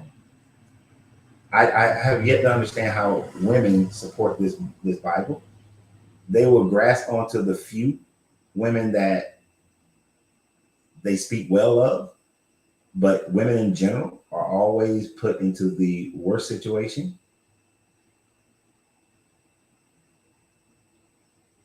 But I wouldn't just say it's a Western colonizer thing, though, because there are civilizations around the world, ancient and modern, who have marginalized women. Ashes are easier to bury than bodies. Genocide is messy, but let's get on everything. The wall, the floor. And yeah, you not splattered their blood all over the place. I guess you burn it down and start from the beginning. But militarily and building a civilization is not smart. Definitely a man-made book by people who did not. Well, the people who was writing this book weren't military people anyway. I mean, you've been living under Babylonian captivity. So you're like a poet or a religious person who's trying to figure this out. It's kind of like, and I got to get back to doing some of these other videos. When we go over a book like The Richest Man in Babylon, it shows the priests were smart. Sargon comes back and say, "Hey, I done conquered all this stuff. Why is it that only a few people have money and everybody else don't?" And he's asking his priests and counselors, and the counselor's like, "Well, we ain't the ones to tell you about how to make money because we don't have nothing to do with making money. So let's find the person who makes the most money and ask him." And then that's when they bring Arcad in, and Arcad teaches the king why the people don't have money, and he's built such a great empire, right? The people who I say that because the people who are writing this book, they're not military. They're scholars. They're highly learned people sitting in the courts of the Babylonians and sitting in the courts of the Persians. And so they don't understand how stupid burning down a city is, genociding the entire population, and killing all the animals. Okay, if you kill all the people, that's one thing, but why are you killing all the animals? Don't you need the animals? That's food, that's finance, that's money to these people. It doesn't make sense at all. Doesn't make sense.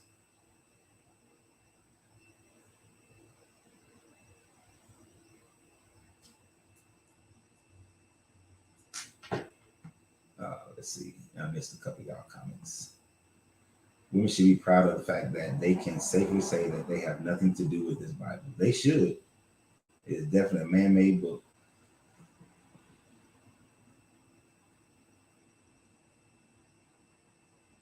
The champions of the Arabs who were trying to get inside the walls of the city of Israel knocked down only a section for the Muslims to get inside. That's how you do it. That is how you do it. She just knocked down a section.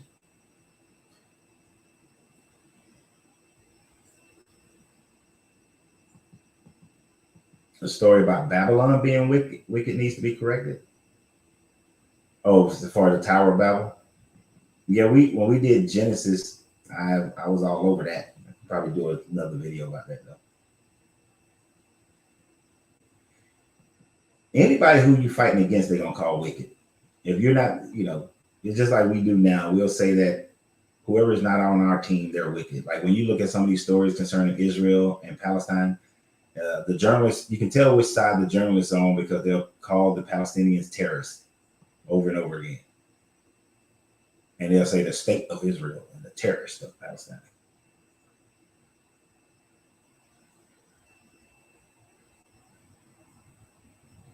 No, religious wars are not going to end. We have RCMP officer. What's RCMP at every Jewish school?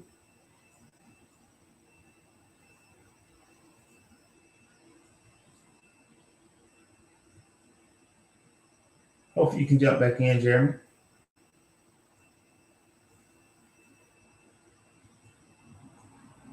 I don't remember anything about the Cushite people empire going up that far into Babylon. So I can't speak on that one because I don't recall any information of them going of the Cushites. Unless you're talking about just when, well, I mean, Kemet used to control all that at one point.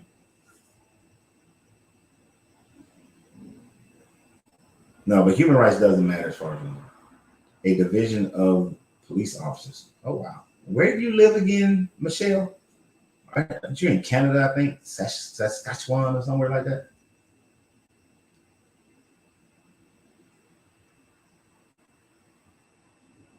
Israel created and funded Hamas. I've never heard that one. Okay, cool. I love proof. Proof is fun. I love my facts. Right, Canada.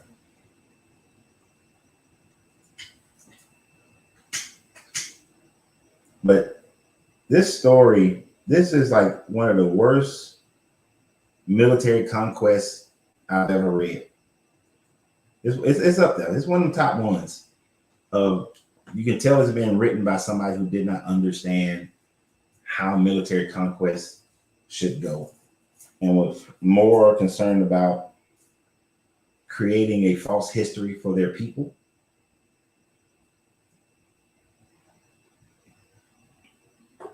than they were concerned about actual what makes sense. And knowing that when Ezra went back to Jerusalem and just read this to the people, they would just accept it. I mean, the people who were left there were the lower caste, the undereducated people. So he's coming back with the support of the Persian military and government. And so they're going to accept whatever Ezra is telling them. And this is part of the story that he was telling them. That, hey, because he came and he read the law, the books, the Pentateuch, the Torah to them.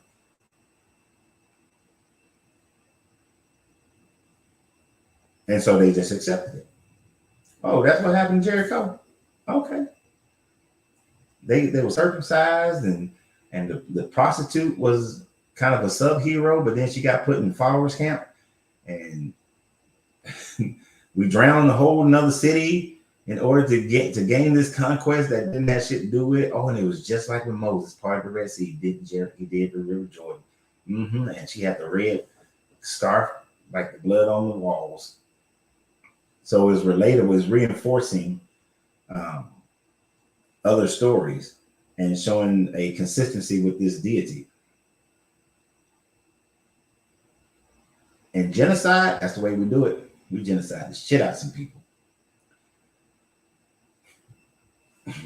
I wish I had thought about this back when I was when in all my military units where we studied military history. I'd have brought this up just to piss off all the Christians that was in my unit.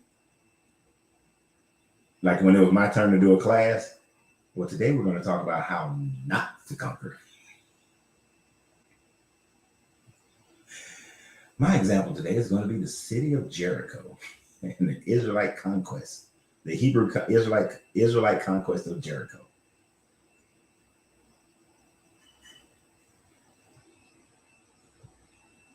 I probably would have got cussed out. I know one unit that I was in, the one in Tampa. I would have got cussed out for that one. Probably did that one. That would have been good though. But my rank and billet, they wouldn't be able to do anything to me, but that would have been good. But I'm sure the majority of y'all agree, one, that this story is filled with a bunch of miraculous things that never happened.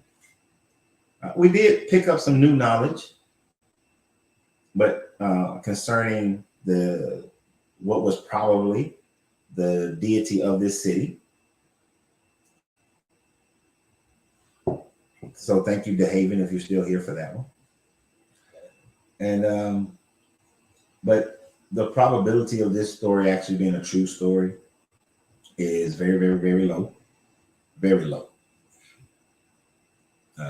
It is more than likely never happened. There may have been, it may be based on some battle that happened in Jericho. But when we go through Deuteronomy, we're going to see that they supposedly conquered 300 different towns in the space of about 3.5 to 5 years, right? But there's zero archaeological evidence that shows that they decimated 300 towns in the space of 3 to 5 years. It's not gonna happen. It just didn't happen. So that'll be we'll be able to throw this all together when we get into Deuteronomy. Well, when we come back to this story, when we are literally reading it, because we'll probably read Joshua and have even more detail, because we'll have the information from Deuteronomy to also go to add to it. But just as a quick hit, this is definitely a false narrative. All right, all designed to control. I mean, if you're believing in a religion that shows, I almost got it. Sorry, I know that was probably loud. That always shows that this deity shows himself to be a genocidal maniac. And what does he need all the gold for? He doesn't. But them Levites gonna keep getting their gold. That nepotism, even though Moses is dead and gone, that nepotism is running strong.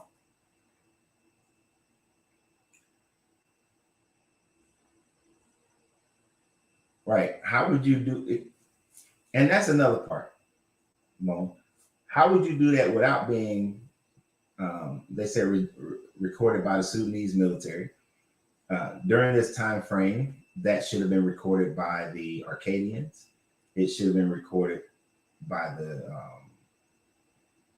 when would this have been? This would have been around 1300, 1200 BCE. So the Nubio-Cometics would have recorded this story if it happened. The Assyrians, Arcadians, should have recorded this story if it actually happened.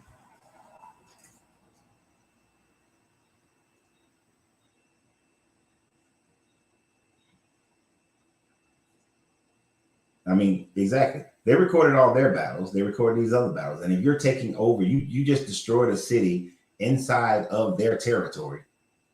And they just going, oh, it just happened.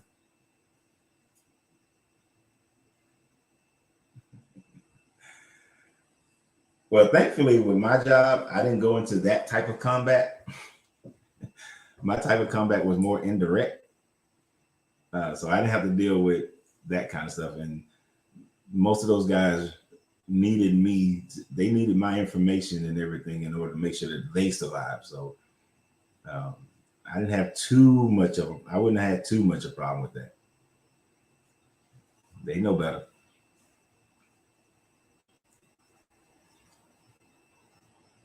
I'm curious of something. I need to see a map of Jericho. All right. So Jericho. Oh yeah. This would have been recorded by the Nubio-Cometics, Arcadians, Sumerians, or not Sumerians, but because the Sumerians were pretty much gone by then. But the Akkadians, Assyrians, there have been so many people that would have been able to record this, that for it not to have ever been recorded other than in this Bible is some straight bull. This is even the Sumerians, because there's a difference between Sumerians and Sumerians. Sumerians are a Semitic people, but all of this should have been recorded. These other cities being flooded, that should have been recorded. Where's the recording from all the other cities along the River Jordan that should have been flooded during this time frame?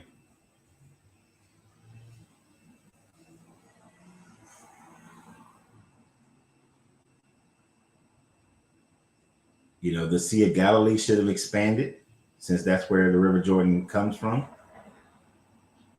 So all the towns in and around there should have been like, hey, remember that time that there was this flood that happened and it wasn't raining? Y'all remember that? Mm-mm.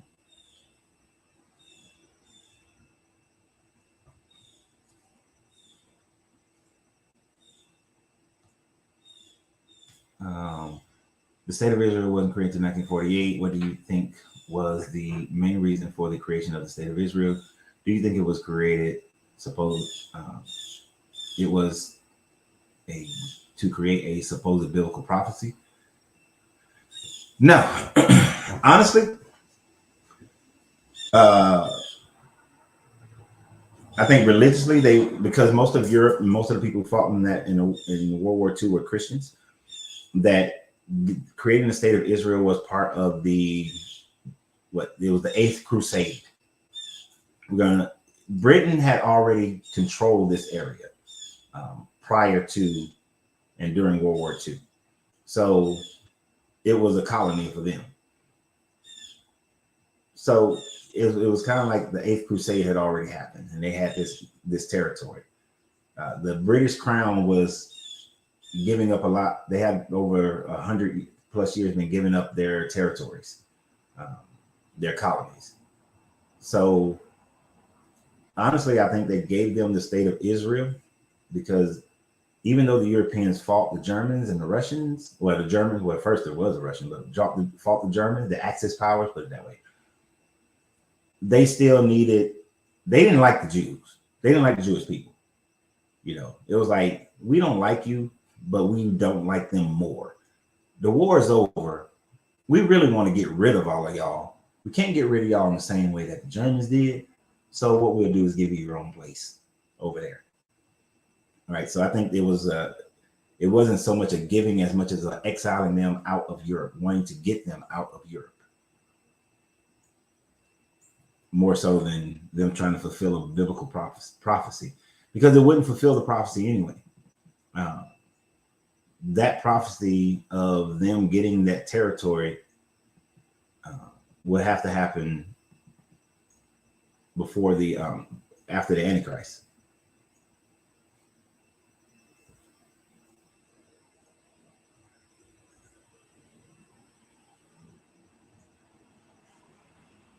You know, the hieroglyphics don't lie, and it would have been written somewhere on the hieroglyphics. And you can't change the hieroglyphics like you can change all these scrolls. I can't say they don't lie because everybody writes propaganda. But that story would have been recorded if it had happened.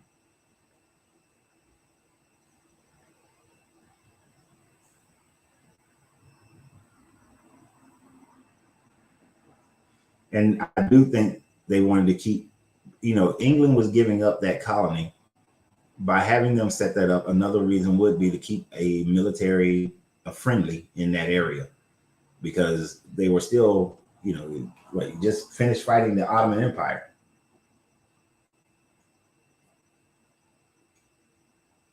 Because the Ottoman Empire didn't end until after World War I.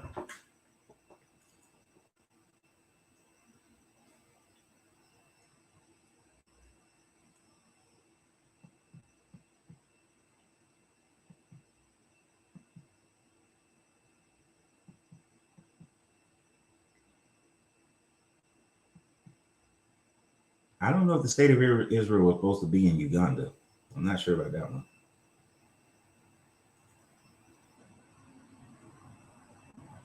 Yeah, and they always mix their fake people in with something real. But that's how you write a good story, though. That's how you write a good story. You got to have a little real in with your fake. Uh, the Iliad and the Odyssey. Troy existed.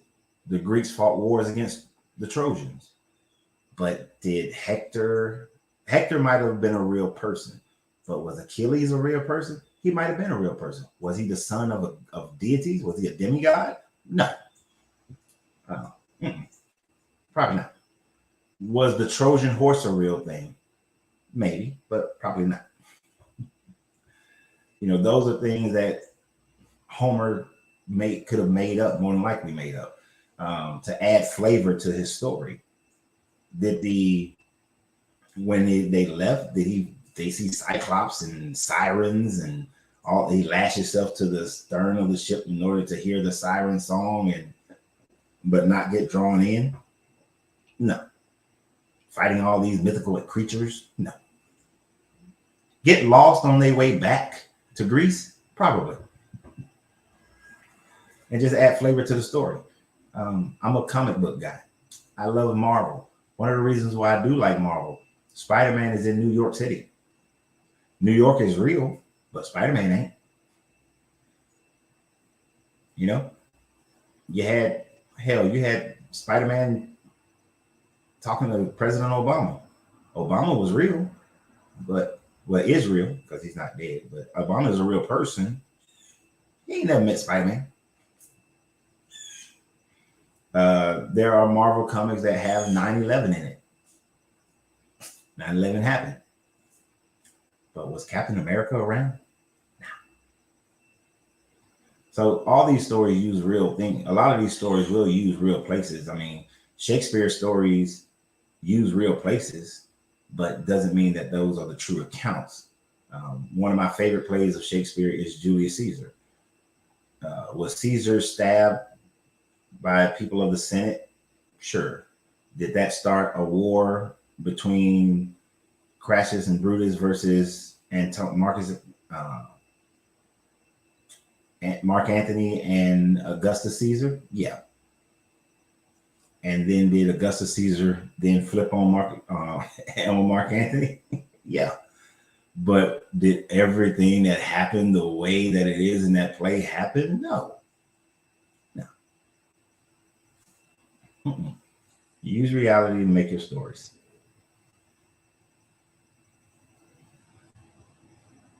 Speaking of King Henry, which Henry? I don't know what that is reference to. According to the Orthodox Jews, historically, Israelites were nomads. There was no geographical territory named Israel before 1948. No, actually, there's not. The whole idea, well, I can't say that. Can't say that. They were nomadic people, but as city-states began to grow, they were puppet states of northern Israel and southern Judah. They weren't independent. There's never been a time frame of an independent Israel until 1948, but you've always had vassal states where they were vassal to the Assyrians or the Cometics, the Nubio-Cometics, or the Babylonians or the Persians or the Greeks or the Romans. Like when the Romans controlled them, it was the state of Judah. It was Judea, rather. And the whole thing was Judea then. It wasn't, with the Babylonians and Persians, you had Israel and Judea. But then when the Greeks and Romans came in, it just became, the whole area was Judea. So you do get that. And actually, no, all of it wasn't Judea, because you also have Damascus was its own little territorial area as well. And even during the time frame of Jesus, it was broken up into different places. You had Judea, but you also had the area of Galilee and Samaria. So you still had other places, other little smaller city states that had different governors or puppet kings in each one of them. Like one of Herod's sons wasn't the king of Judea; he was the king over Galilee.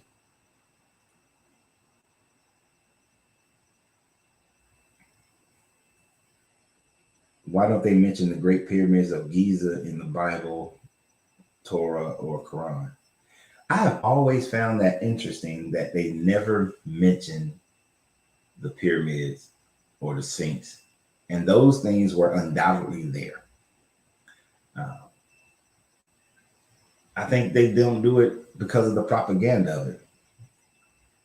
If you notice, they don't give anybody in this book any credit for doing anything amazing. Where's the Hanging Gardens of Babylon in this book? Uh, that was one of the wonders of the world. Where's the Colossus statue in this book? Um, where's all the amazing irrigation systems of the Euphrates River in this book? None of those things are mentioned. And some people say that there's some scholars say, well, why would they mention it? What's the purpose of it? What would it have? This book is about the Hebrew Israelite people. So why would they talk about anybody else? Those things don't have a play a part. But you think that they would, that it should be mentioned somewhere in there. Some of this stuff should be. But none of the, like, if you think about the seven wonders of the ancient world, they don't talk about none of them. Right. And it would be a contradiction to what they present as facts.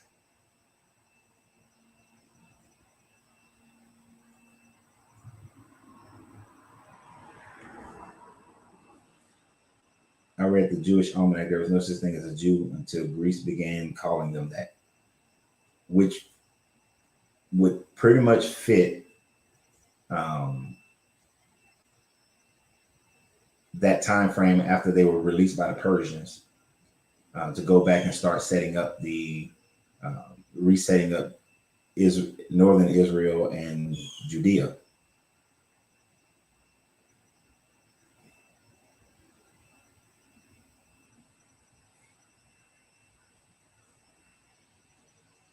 Nice, my thing got canceled, so I'm back for the talk. Oh, your event, what you have to go away from. Hopefully, it don't cost you any money that your thing got canceled. But yeah, you're not gonna promote the greatness of another group of people if you're trying to make yourself look great. And you don't get, like, Ezra is around 535. When did the Greeks take over? I'm trying to, can't remember all the dates. When did the Greeks take over Israel? So yeah, so about 200 years later, you get when Greece took over that area, and of course they began a process for Hellenization. So they were under the Persians.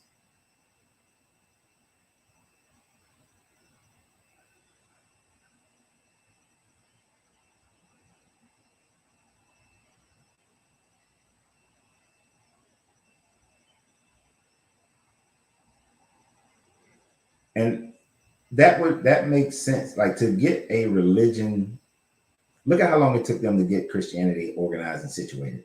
So with Ezra coming back 325, 534 time frame, it could take that amount of time. Just, it could easily take that amount of time in order for them to start getting it kind of squared away. And hell, what, they didn't even close the Jewish canon until in like first or second century AD or CE. So you're looking at a process that lasted for about 700 years for them to finally get Judaism into to look more like what it looks today.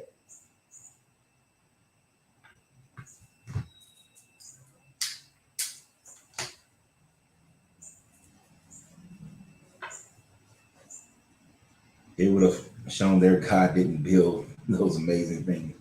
No, Surely didn't. Hell, there is a lot of scholars who don't even think Solomon built those temples. That those temples were actually built by Phoenicians, and then the Israelite people, the Israelite people just took over the temples because those the that Temple of Solomon construct diagram, blueprints, whatever you want to use, looks just like the earlier sea people, the Phoenicians' temples.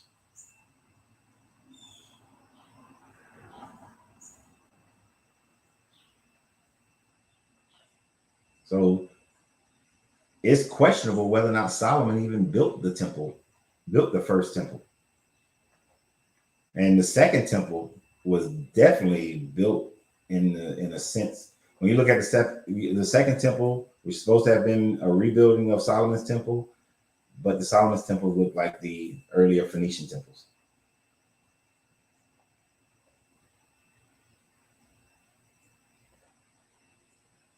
Also, I'm gonna look into the Kings and Chronicles. I also learned at the Western Wall that most famous people, such as politicians, celebrities, and entertainers, go to isn't a Jewish temple, but actually a Roman fortress that was built by Herod. If I remember correctly, then you're right about that. That because it's the wait a minute. It was supposed to have been the last piece of wall that was still standing after Titus took it. But no, so yeah, you're right. It still was built by the Romans prior to that. Prior to that, it was still built by the Romans. But yeah, when Titus destroyed Jerusalem, it's the only piece of wall that's still remaining that he didn't destroy. And that would have been like 70 CE. But the Romans had been in control of Judea at least a good, almost 100 years prior.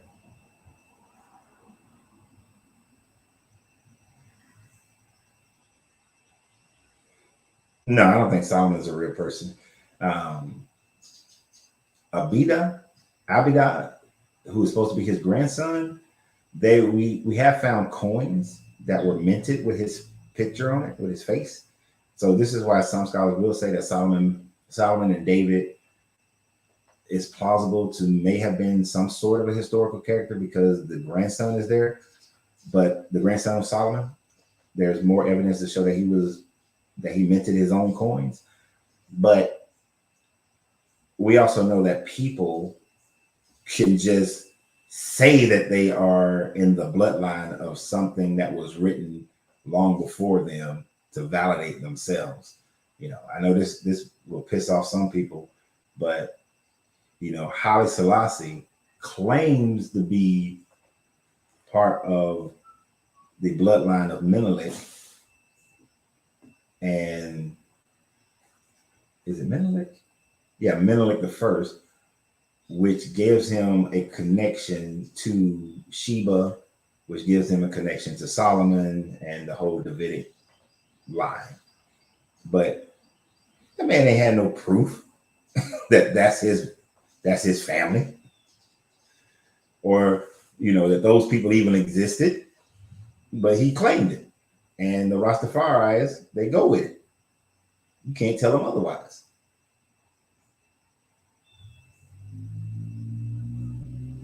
Yep, they were Russian Christianity to quell religious dissidents from the Jewish people. So they created a little fake religion in order to create a more subdued version of Judaism, but it didn't work. Damn Christians start fighting each other.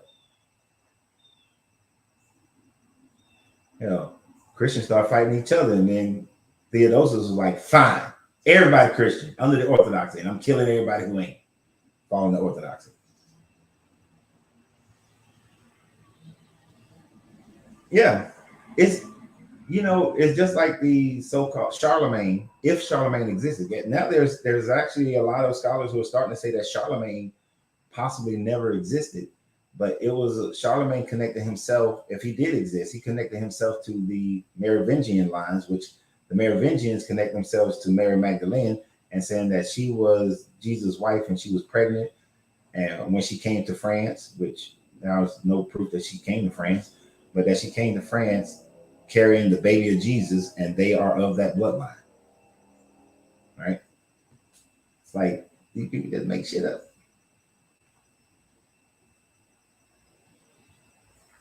They just make it up. That's like, I remember when I was younger, and I don't know if y'all, some of y'all may remember the show WKRP in Cincinnati, right?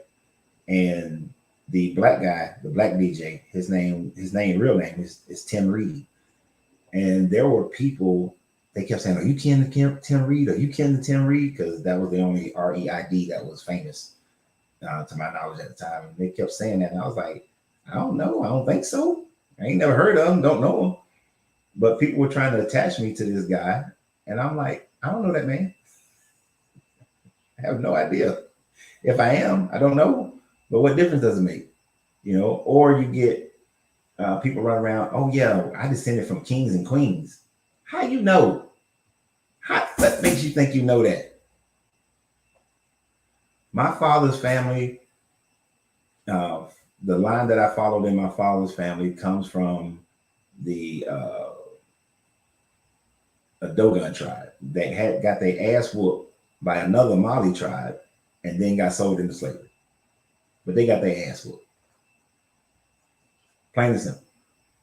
I don't know if they were a farmer, if they were a blacksmith, if they were a warrior. I know the common thing is that most people it was the warriors who were sold, and they were the ones who fought against them. But if they took a whole village, then everybody might have been sold. So I could descend from a dude who was making pots.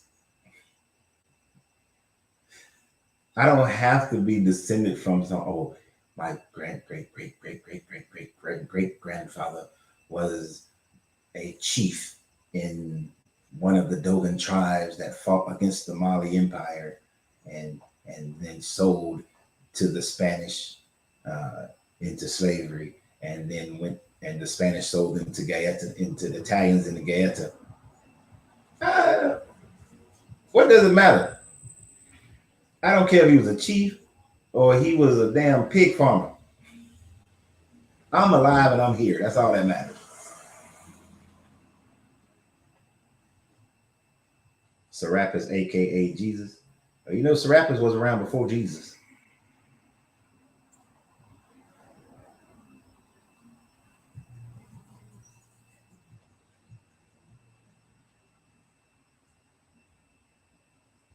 Now, Serapis was around before Jesus. We talked about this yesterday, where Serapis is a combination of Ra, Apis, and Zeus. And it was part of the Greek process of Hellenization when they merged their gods with whoever they conquered God, so that the people will feel like they're still worshiping the same deities and not have, religious conflict.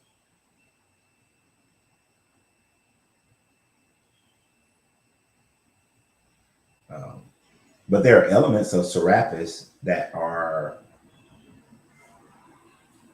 in the Jesus story. Like you can place, when you write the Jesus story, when the Romans were writing this Jesus story, they would just pull it from all over the place. You got to make your God bigger than the previous gods. So Serapis, had Vespasian heal some people with some spit and some dirt and standing on their hand. So Jesus had to do all that kind of thing. What's my guy? Dionysus had to died and rose again and then ascended. Jesus got to do that too. He turned water into wine. Jesus turned water into wine.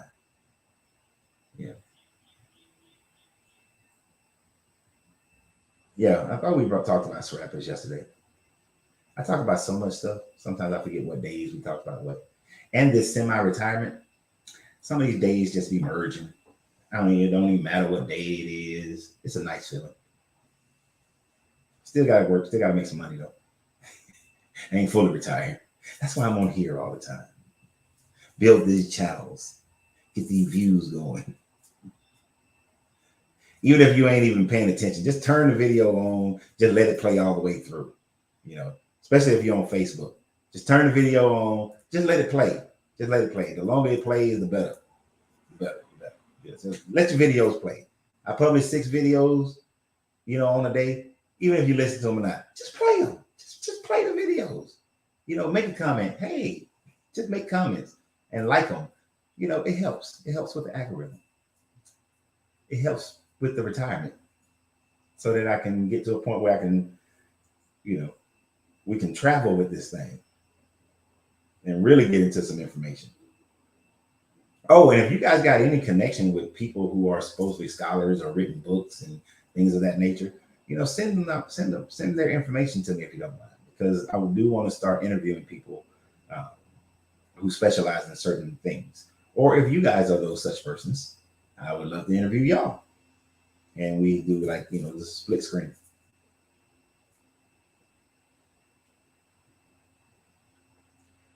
The ancient Roman Empire still controls the world today. The Jesuits or Knights Templars control the third city state, which financed religion and the military in London and the Vatican and DC. I saw something about that a while ago when I was on my way to fix a tax situation. Matter of fact. uh, but yeah, it's still pretty much the Roman Empire, how they set it up. Uh, we still have to we still pay homage to the Vatican and London and the Crown and all that stuff. If you're here in America, but most of the world still is paying homage to these places. They weren't. England wasn't just giving up territories. Oh yes, you can just be free. Nah, they had some backdoor deals.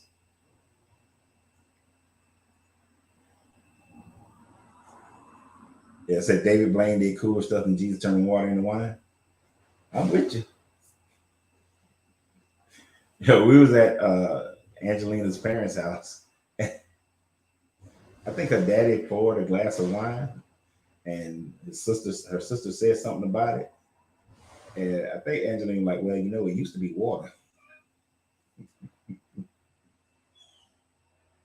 You had to be there, but yeah, turning water into wine, walking on water, splitting water, you know, these all these little things out. When you continue to read Joshua and the whole when they fought Gilead, Gilead, the people of Gilead, or whatever how you say that city name, he made the sun stop. I don't care, and we ain't not getting into no damn flat earth. But whether it's flat earth or sphere earth, you make the sun stop, you have messed up. First, messed up a whole lot of stuff, a whole bunch of stuff messed up. Let's just play with it for a second. If you are a flat earther, I know I got at least one flat earther on here. Uh, I got at least one flat earther on here. If he made the sun stop so that he can continue to kill the people of Gilead, then if the sun stopped but the moon kept moving, would that have not caused some kind of tidal waves, or the moon get closer to the sun, so the gravity that the sun, well, I know y'all do gravity too tough, but the whatever energies y'all believe the moon and the sun have, if they had gotten closer to one another instead of being further apart, wouldn't that have caused some cataclysmic things? Okay, we're not getting into whether it's real or not, because I'm not a flat earther. But so, Moan, if the sun stopped and the moon kept going, wouldn't would that, even on a flat earth, what kind of problems would that cause? Wouldn't that cause some type of environmental issues to happen? Um, those people who should have, the sun should have rose or shone on them earlier, they missed out on that. They remained in darkness for a longer period of time. Wouldn't there be some stories about the great night, when the night just lasted longer and longer and longer than it should have, right? Nope. I don't do flat Earth. Flat Earth versus spherical Earth. That is by as um, infinite of a conversation of going in circles as talking about this religion. Right now, if the sun did stop and it's a spherical, now it's worse. It is worse. I've done enough flat Earth research that I'm pretty good. Uh, it is worse. Well, solstice meaning sun stop. I'm not so sure about that one, Brian, as much as the solstice is the longest, or you have your winter solstice and your summer solstice. Longest day, shortest day. Uh, the sun sets in the same spot for 3 days, and then it starts moving 1 degree north or south, depending upon which solstice we're talking about. Uh, but that's just stopping where it sets, not stopping its movement. Now, let's go into a spherical Earth. In the spherical Earth, the Earth is rotating on an axis. So the sun doesn't, in order for the sun to stay present while they are fighting this battle of Gali, or whatever the name of that city is, then the Earth would stop rotating. And if the Earth stopped rotating, but the atmosphere is not rotating at the same speed as the Earth is rotating, they're because of gravity and mass and all that sort of thing, then we would have had this massive, it would have been a restart of the planet. You know what I'm saying? It'd be like, so, and I did this one time just to test it out. I did this one just to test it out. So I was driving in the car. Now, of course, I'm driving in my car, and there was a fly. There was a fly in the car. But he was in the back, flying around, and I couldn't get to this joker. He was getting on my nerves, right? So logically, I thought the car's moving at 80 miles per hour. The fly is moving at 80 miles per hour with me in the car, but it's also moving around in the car. So, it's the car is its atmosphere. So I wasn't going 80. That was too fast. So I was going about 40, 45. I slammed on the brakes just to see if the fly would get catapulted to the front of the car while it was still flying. Now, if it was on the window or something like that, it wasn't going to happen. But it was flying around in the car. So when I did, all of a sudden just stopped real hard. The fly came forward and hit the windshield. And then I smacked him. But so imagine that on a whole global scale of the Earth would have to stop suddenly for the sun to stay in place. There would have been continental shifts and volcanoes and tsunamis all over the planet, pretty much wiping everybody out. It was just masses of people just. So no matter what kind of Earth we talking about, or no matter what kind of Earth you accept, that shit stopping the sun is not happening. Not happening whatsoever. Oh, so you're saying in Greek it means the sun stop? Okay. So that shit didn't happen. That shows you it's a people who are writing a story who doesn't understand the science of the Earth. Whether they, and depending upon what time frame you're talking about, you have time frames where different civilizations think the Earth is round, different civilizations think the Earth is flat. And even within those civilizations, they go back and forth. Right.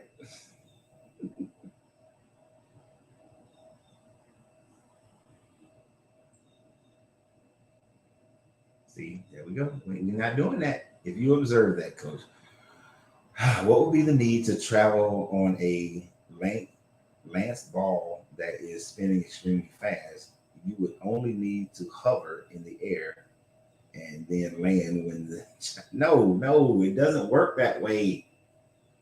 It's just like I said, as long as I was traveling at 80 miles per hour, even though the fly was in my car, the fly was traveling at 80 miles per hour and yet still able to fly around inside the car, right? So that means that even though if the Earth's spinning at whatever the speed is, um, whatever the speed is, if you're in the atmosphere of the Earth, you're still moving at that speed as well, because everything is moving. The atmosphere is moving, the water is moving, the land is moving. Everything is moving at that rotational speed. So so you can still fly around in that atmosphere. Just because you jump up doesn't mean that all of a sudden you fly back. Think about it. You can have a ball in the car with you. And as long as that ball is inside the car, you can toss it up and down. And the ball will, because it's in the atmosphere of the car, will still stay with you. Now, if I put my hand out the window, which will take the ball outside of the atmosphere of the car, if I toss the ball up, the ball loses that momentum of being in the atmosphere of the car and now goes back. Right? So, no, we're in the atmosphere of the spinning globe, which is why we can fly. We have to propel ourselves to fly anywhere that we want to fly. You know, when a helicopter hovers, it's still moving with an atmosphere that's rotating. That logic doesn't work because you're discounting atmosphere.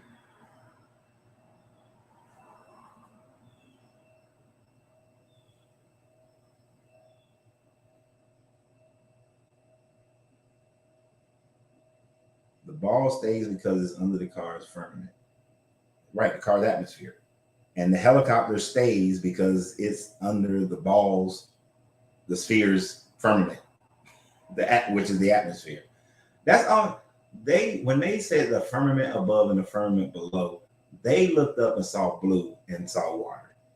Now, no disrespect, Mom, but I want you to think about it. You're not willing to accept these non-scientific people from way back then who believed that the Earth was flat for the most part. But when it comes to the flat Earth, you're willing to accept their non-scientific ideas of the Earth being flat.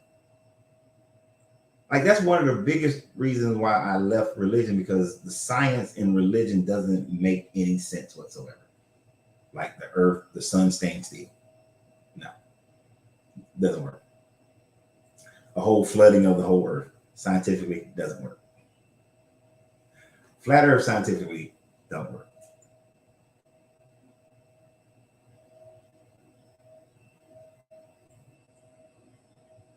So the car is like a microcosm of the Earth moving, and you're moving, and the atmosphere of the car. This is all atmosphere. All that blue shit up there is within the atmosphere. All the clouds within the atmosphere. It's moving with the Earth.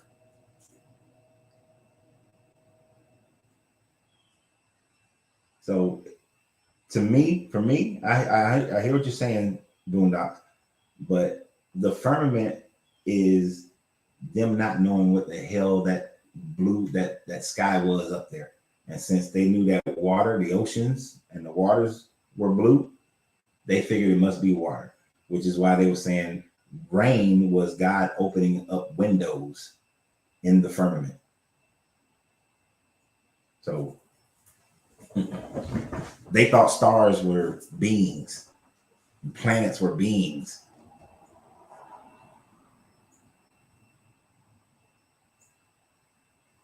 But I see you trying to sucker me, Mom. You're trying to sucker me into a flat Earth discussion. I can't do it. Texas Goddess, Grand Rise, how you doing? Changing the subject. There you go, young lady. God created only male and female. What about the intersex and what the intersex? We are both. How do they explain that? I forgot what intersex means. You know, they've been changing up so much stuff. I don't intersex. Intersex is a general term used for a variety of situations in which a person is born with reproductive or sexual anomaly that doesn't fit the boxes of female or male. Sometimes doctors do surgeries of intersex babies and children to make their bodies fit the binary. Are we talking about hermaphrodites?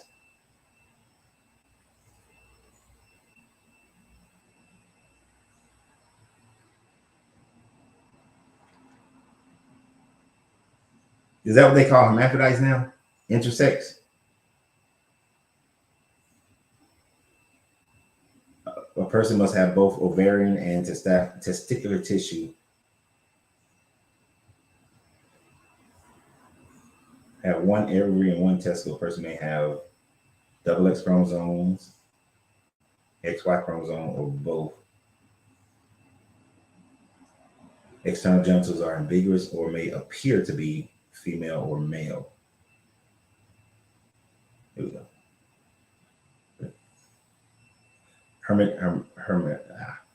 Hermaphroditism also refers to intersex and a condition which is discrepancy between. Yeah, so they're the same thing.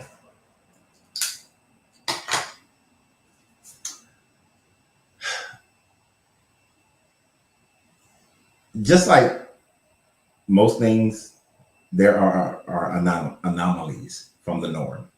The norm is that if you have XX chromosomes, you're a female. If you have XY chromosomes, you're a male. There are anomalies. There are mutations. Even though I'm not politically correct, which is why I didn't know what the hell the intersex was all the time. But it's just simply an error in the genome,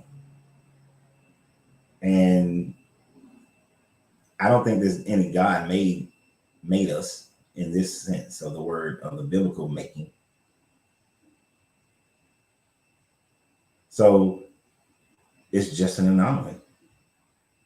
They're not. If it was like a huge number of them, where it was a normal thing that was happening, where okay, there's 8 billion people on the planet and 1 billion of them are intersex or hermaphrodites, then it will be something that's normalized. But I just think it's some type of error in the genome. A Christian would probably say, well, sin entered the world and that's why that happens. No, that happens to living life in all senses of it. All different types of living life will experience those types of things. Depending upon the environment, different toxicities or mixtures.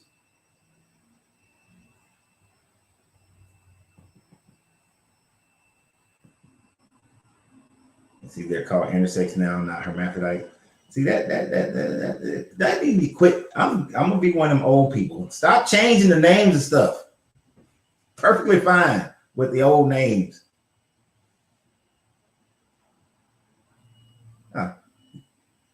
Thank you, Mom. I appreciate it. I try my best to keep emotions in their proper place.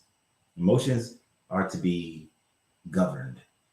Like if we ever talk about books like Outwitting the Devil, one of the primary things about that is to control your emotions and use them accordingly. 6 different viral chromosome variations. How can there be 6? That's interesting. I don't know how there can be 6. There are more intersex than redheads. You gotta be kidding. How many people are born intersex? Gotta use the new word. Let me use the new word so I get banned.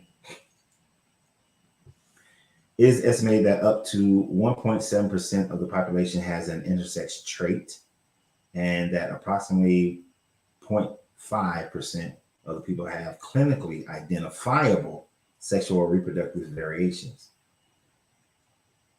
So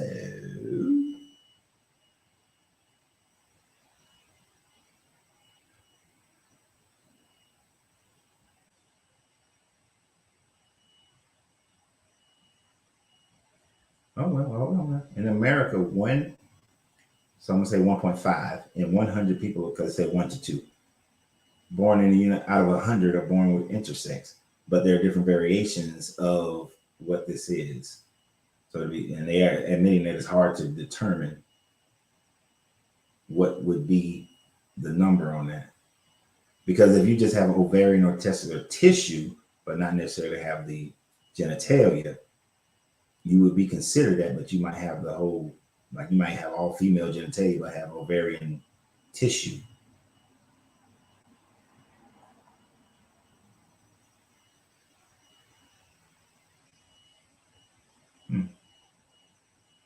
But they said 1.7 on the one thing. What's that number? This is all interesting.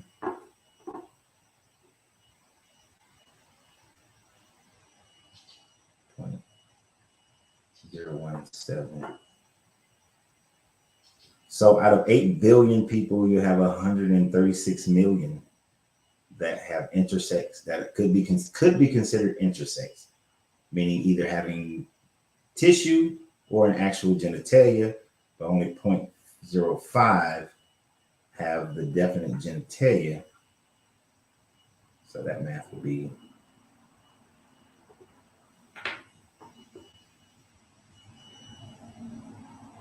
so about 4 million, about 40 million. That's a lot of people. It's a very, very low rate in comparison. You know, when you say like, oh shit, 100 and something million compared to 8 billion, it's not that many people.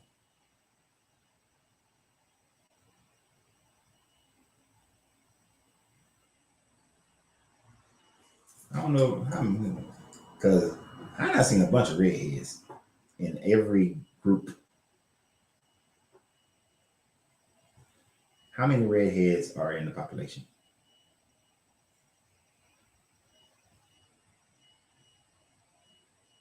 No, they're not that far apart. 2 to 6% of the people northern. Okay, no. 1 to 2% of the people in the world population is redhead. So if it's 1.7% are intersex, they are running neck and neck. But redhead is not normal. It would be an abnormality. Is an abnormal. Is an abnormality as well. It will fall in that same category.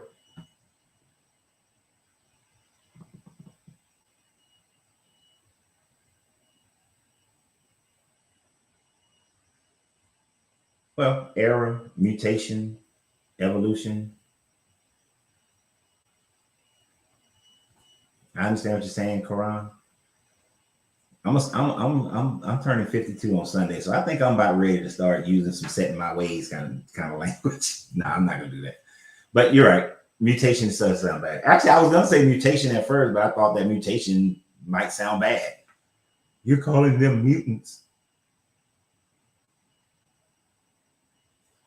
Christians say God only creates male and female, but gender is on a spectrum. Yeah, I think that's bullshit. And me and one of my children, we argue about that because she wants to be considered binary, even though she likes dudes. And I was just like, I understand, but that's what you like.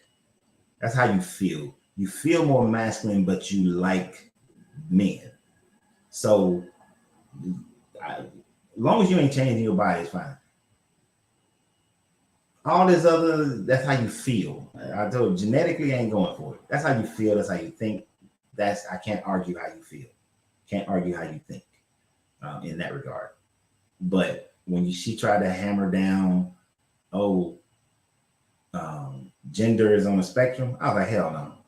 Gender and sex are the same damn thing. Y'all just trying to change it to make it into something else. But it's the same thing. You were born female. Your biology is always going to be female. If you do have some of this tissue, then you are still 99% female. So you're always going to be in my mind, my baby girl. I'm always going to feel like you're my baby girl. But I will try to respect, because I respect you as a person, your pronouns. I ain't going to get it right. all the time, and if you get in your feelings every time I get it, if I get it wrong, then get over it. You'll be all right. That's kind of like how that conversation went. But we had a but we had a long intellectual conversation about it. And still my girl, still my baby. And I'm still her father. And I will see her on Sunday. The other 4 chromosome variations don't always result in being hermaphrodite. Only people die without knowing that they have different chromosome variations other than, I've never heard of anybody having any other variations other than an XX or XY. Variable rates, which would equate to being diseased or abnormal cell structure. Mm-hmm. Many times intersex people keep it private because of discrimination. Yeah, and it's unfortunate that they would have to keep it private because of discrimination. I don't think that anybody should be discriminated based on anything. Like, you shouldn't. The only way I discriminate, like, let's say I meet you one day, like in person, Texas guys, and you like around and around, like we get to know each other, and then I just don't like you because I just don't like you. Then I'll be like, nah, you can't come. I don't want to hang out with you no more. I'm gonna discriminate against being around you because I don't like you as a person. You know what I mean? Or I want to hang out with you because I do like you as a person. That's the only discrimination that I like. But discriminating people based on something like that or anything outside of getting to know them, nah. Yeah, mutation is not necessarily a disease. They're just different than what normally happens, or they've changed or evolved. Hell, some mutations are good. Like what is it? It's a organ that we don't use anymore. It's something that we don't use anymore in our body because we don't need it. I would imagine at some point people will be born without it. What happened to all the albino people? They don't have any melanin. Born with no melanin. I feel bad for some of them. Some of the ones who are born and it's common for some of them to have very poor vision. That's messed up. That's the mutation that I hope will be corrected as far as the vision, the skin tone and all that kind of stuff. I don't care if that never changes, but the vision part is what I feel bad for them about, for some of them.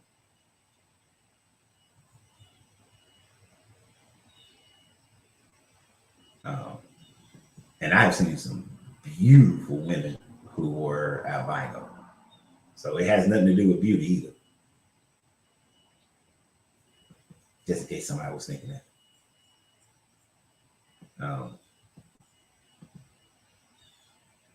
But me and an albino person could probably not hang out too tough because they're going to be mad because I like being outside. And I know their skin can't take it. Oh, you just turned 52. Happy born day, happy late born day, belated born day.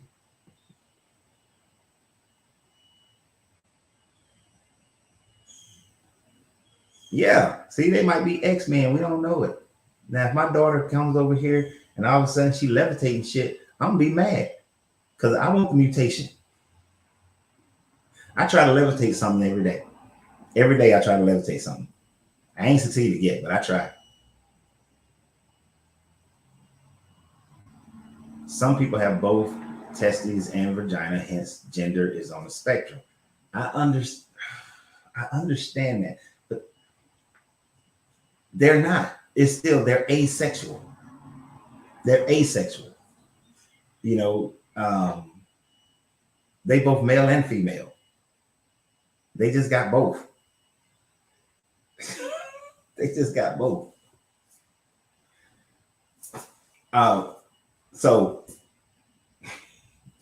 because of my curious nature and because I love sex, I happened across this one video. And because I don't know how the conversation came up, but this man had 2 penises. Certainly an abnormality. So he got 2 penises. So is he a Superman? Is he Superman? He's a man? No, he's still a man. But if a person has both male and female, they intersex with a hermaphrodite. That's why we have a term, hermaphrodite. They're asexual. They're a separate gender on its own. But I would rather call that person binary if we're going to use what the terminology they use today. That person is binary. But it's not super common. Now, these people who are running around just talking about, I've always thought, I ain't buying that bullshit. I don't care about your feelings. Now, granted, if you feel like you are female and you're a dude and you want to go and uh, live a female's life, you want to convert your body over and all these things, go on, do it. That's your business. Now, I don't approve of these little kids doing it, but go on and do it. That's your business. Be what you want to be. You should tell people. You should tell people if you're, because I had this conversation with this one person, and they were like, I thought it was a woman. I thought it was born a natural woman. And then they started having a conversation, and then they told me that they were, uh, pre-op for the pum pum. And they was talking about coming and hanging out in the cigar lounge. And they asked me at what point should they tell somebody about the fact that they were born male. And I was like, well, if you're coming into the lounge and you're just having conversation, it's nobody's business. Nobody's business. Now, somebody starts digging on you, which this had to be when he was a male, when she was when they were a male. They had to be one of them small dudes with soft features. So, like me as a woman, I'll be ugly as hell. Okay, I'll be an ugly woman. But you ever see some of those dudes who, if they were a woman, they wouldn't be ugly. They can go both ways and still be good looking. This was this person. And I told him, as soon as somebody starts trying to dig on you, they want to go and take you out, they want to meet up with you, get your number, all that sort of thing, that conversation needs to happen. That's my biggest thing with that situation. That's one of my big things with that situation. You got to let people know at a certain stage before they trying to get in. We're not trying to do the crying game. We're not trying to do the crying game, kissing all on you and then strip you down, and all of a sudden it's like, oh shit. I don't know if y'all seen that movie, The Crying Game, but we're not trying to do that. But be whoever you want to be, but you got to be fair to other people in being who you want to be, though. If you want people to be fair to you, I don't think anybody should be treated any kind of way, though.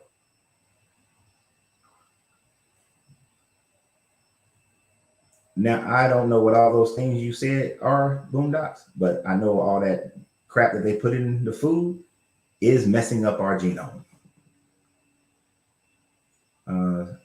Still wrong. You don't need to carry that trait for the cell to develop in a certain way. Mutation will happen devoid of any particular abnormalities. What we experience as normal is that which has managed to survive in the environment it exists. Yeah, that's what we call normal, natural selection, what survives in our current state. What we are today may not have been normal 20,000 years ago. I am way behind because y'all are answering things like spleen, appendix. Yeah. I thought we still need our spleen. But the appendix, I know the appendix is what we don't need.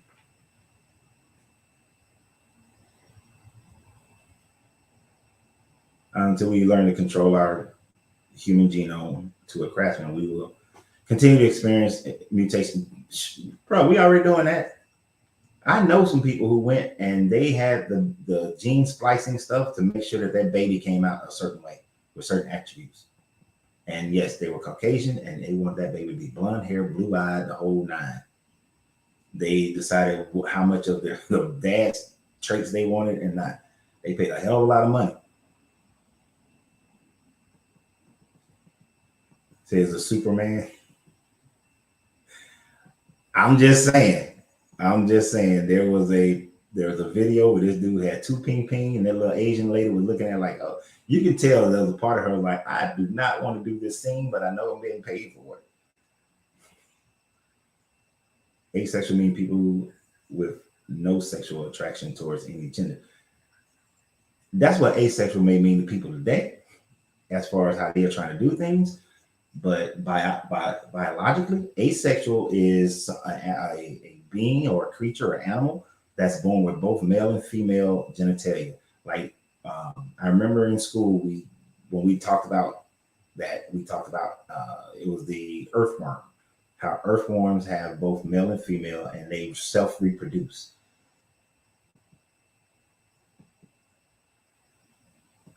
But I mean, they definition of words change. I do understand that and accept that. Definition of words change. But so, how do you describe the earthworm, which have both male and female? Are they not still asexual?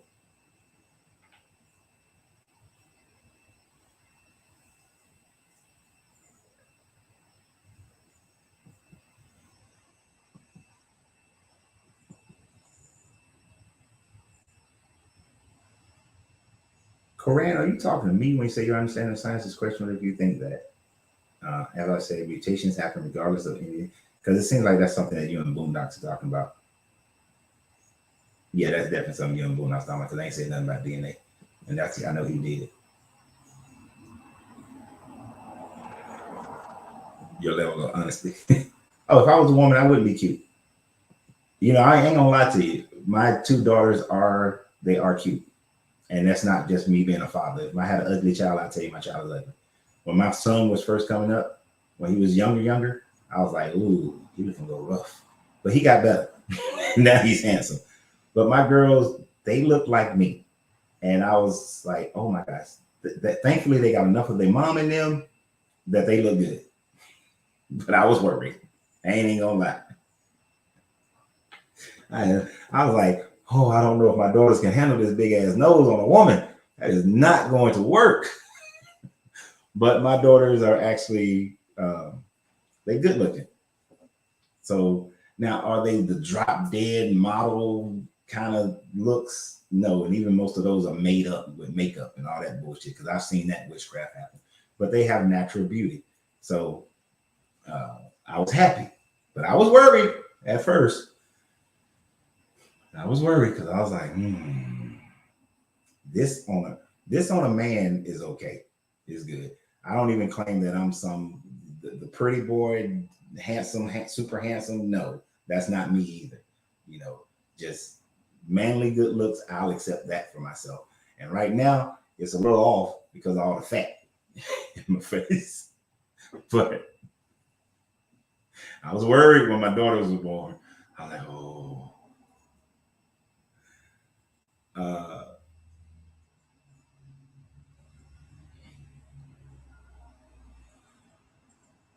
Earthworms don't have, they have sex with themselves. Earthworms are hermaphrodite organisms with both male and female organs. Right. And that's how in school, that's how back in the day we described asexual.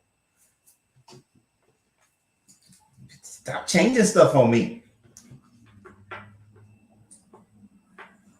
Is a earthworm asexual? Earthworms are not. Oh no, it says earthworms are not asexual. This is what they say today. For instance, earthworms are hermaphroditic organism. Hermaphrodites are usually they have both meat. Oh Lord, why y'all changing my definitions on me?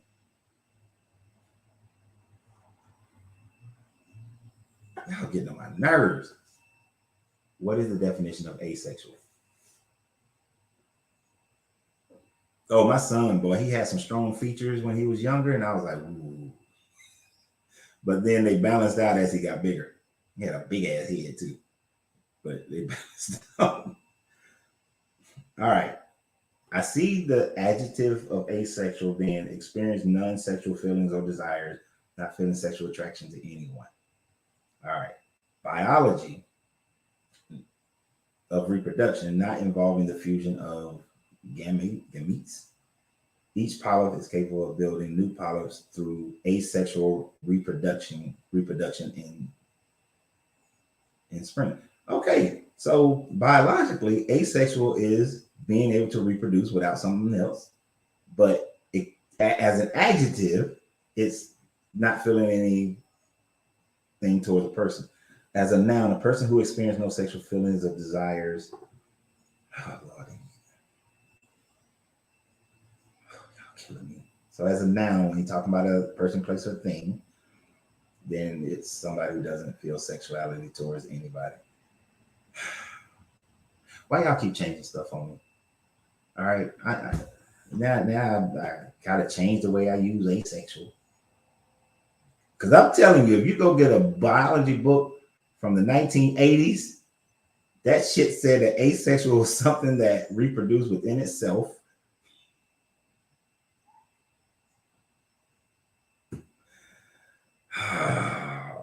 And I remember we had earthworms all in the classroom and they was talking about it and all that stuff.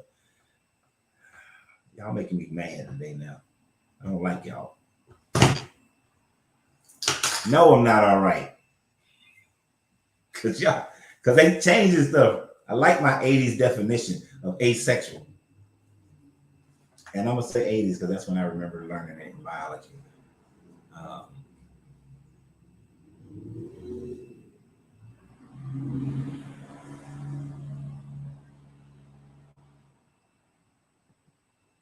all right, you headed back to work, Mom. You have a great, great day. Valentino Grand Rising, sir. You know, I think I want to know what kind of work everybody does. What kind of work y'all do? We might be able to help each other. Everybody might be able to help each other. Somebody might be able to help each other. What kind of work y'all do? Just throwing something in there. We still having the same conversation. Yes, it would suck to have some ugly kids. It would. It would. I be tripping when I see some people be like, "Oh, my baby, my child's so pretty." No, he's not. No, your child is not good looking at all. I think seahorses are asexual. No, because asexual is not them. No, seahorses are male female. It's just they do this. They don't. They intertwine and they have their eggs and sperm meet and get all with each other. I think, and then the male carries the babies and then spit them out when they get ready to go off on their own. And seahorse is good. You go to Trieste, Italy, and get some spaghetti alla frutti. It has seahorse in it. It's good.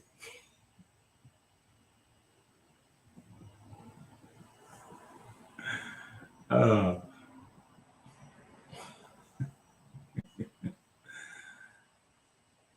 right. Thank you, Boondocks.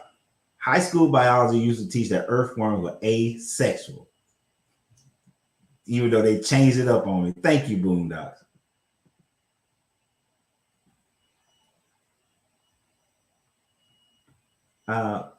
Mo, you ain't got to go nowhere. Here's the thing.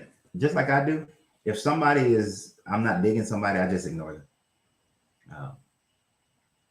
I think that was a conversation Koran was having with Boondocks for a while, but usually when I see two people just having a conversation with themselves, I just let them have their conversation. Not that I'm care either way, but just let them have it.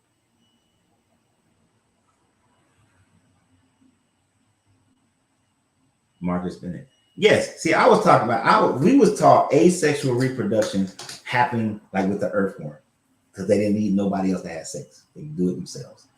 Now Texas got us now demonstrated how they done changed the definition of stuff. And when it relates to a person, then asexual is just a person who doesn't have a desire to be with a male or female. This is the problem that as you get older, they change shit that meant something 30 years ago to mean something different now. I can't even say, damn, oh my gosh. I was 21 30 years ago. So, oh, that sucks. 40 years ago. 35, 40 years ago to mean something else. Ooh, these years are passing by. So the whole thing about the conversation, Marcus, came because we was talking about gender being on a spectrum. I don't know. They ain't got nothing to do with Jericho. We've already went well past that. But yeah, it's a hot mess with this gender thing today. It is. This is why I like history back in the day, and this is why I look at it for what the people thought about it back then. Like DeHaven was on here and he was talking about the Jericho stories, talking about calendars and the moon and all this kind of stuff. No, to those people back then, Jericho was a city that worshipped, more than likely worshipped Eureka, a moon god, and thereby named their city based on that, which they probably, since they were Canaanites, was also familiar and said Eureka is just like Sin, the Arcadian god Sin, which was a moon god. And that's what they thought. They believed the city walls fell down. They believed that this god split the Jordan River and it flooded upstream. They literally believe that. Just because people want to take it today is like, oh, since it means moon, and they were talking about the moon and crossing the river is like going across the Milky Way. He didn't say this part, but going across the Milky Way galaxy, you know, and all that. Nah, people be trying to change these things to make it fit narratives today. Now, that ain't what them people thought. See, what they thought back then is what I go by. Don't be trying to, but we be changing stuff. And science does evolve because we still don't have a clue. We're still learning. We're still learning stuff. So science does evolve. Science changes. But when these things change because of feelings or because political groupings have taken over certain things, that's where I have to stop. That's where I have to stop. You know, asexual became this term really because people feelings. To me, that's what it seemed like, because of people's feelings, not because of any science. But that seems all feeling. Instead of science. It's just like we adopt terms. Perfect one in that field of category.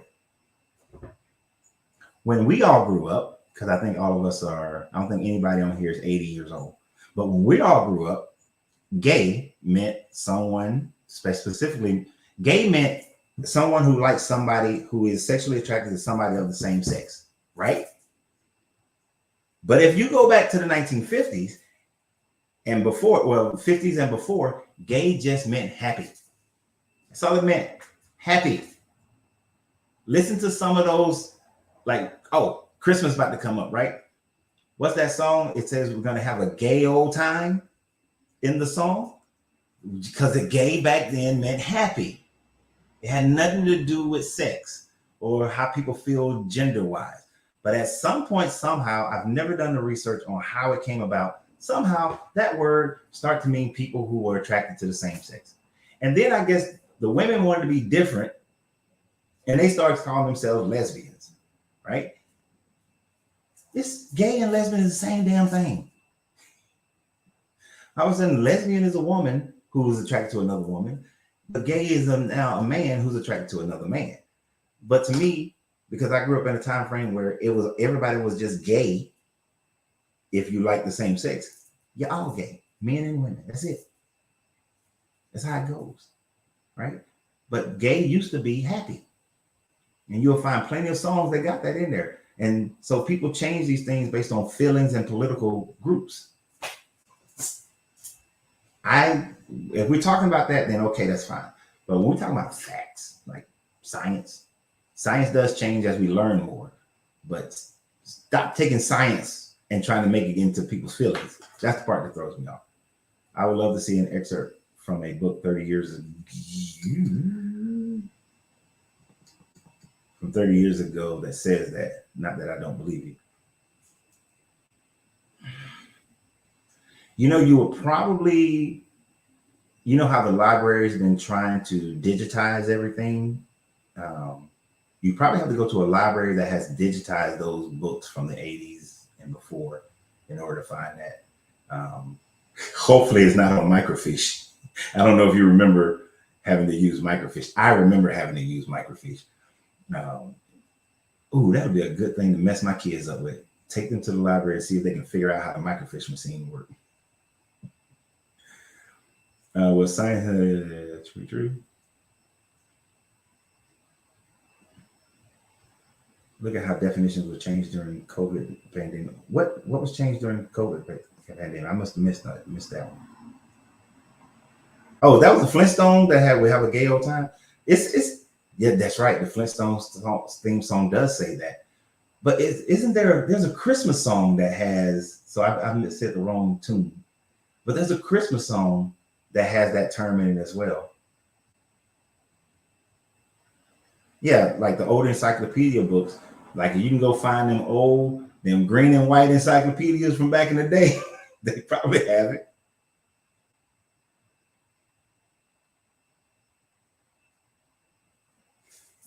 Man, where was me? And we stopped by one of her aunt's house, and her aunt is probably uh, maybe early 70s, um, something like that.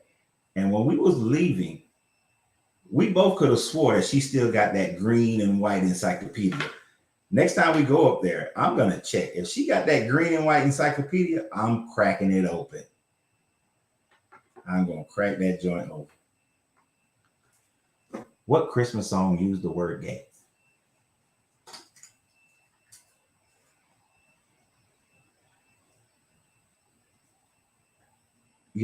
Dr. Google is my friend. And Dr. Google.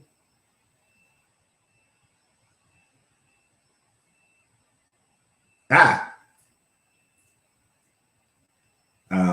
Christmas class. I knew it was.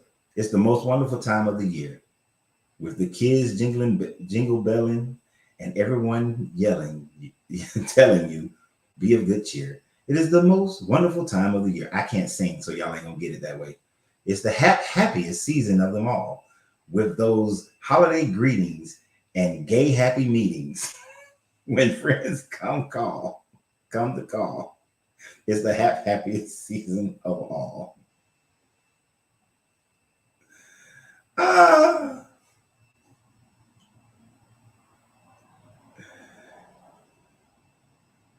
And see, when they broke it down, they said many Christmas songs, including the word gay, pop up, including the word gay, an old word for happy that has taken a different meaning in recent years.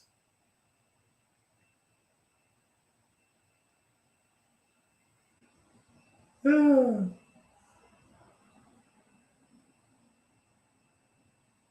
I knew it was. So that the most happy, I knew it was a Christmas song. And I've been wrong. Look, I'm only gonna be wrong once a day. Okay, let's get that straight. I'm only gonna be wrong about something once a day. Nah, just playing. I can be wrong as many times. The definition of vaccine and fully vaccinated were changed. Really?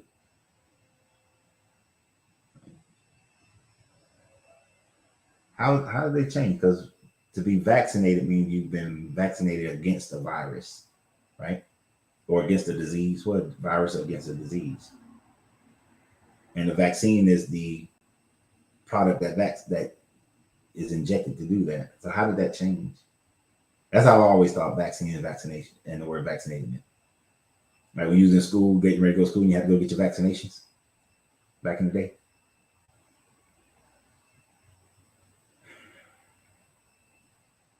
Yeah. We should all check out the etymology of words, but you gotta be mindful of where you're checking. Like when you're looking at this Bible stuff, if that shit says Strong's Accordance, Strong's is horrible.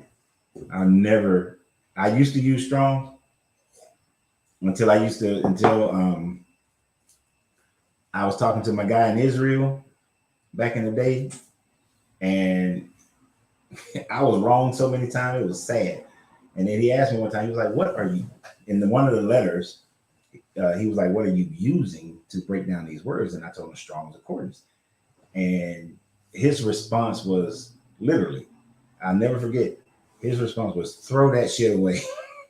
The Strong book was like that big, and I think I paid like $30 for it. And we're talking about like back in 91, 92, $30 for a book. Shh, might would have been $100, especially I was a poor little military guy. Mm-hmm. I was like, I didn't throw it away. I kept it for a long time.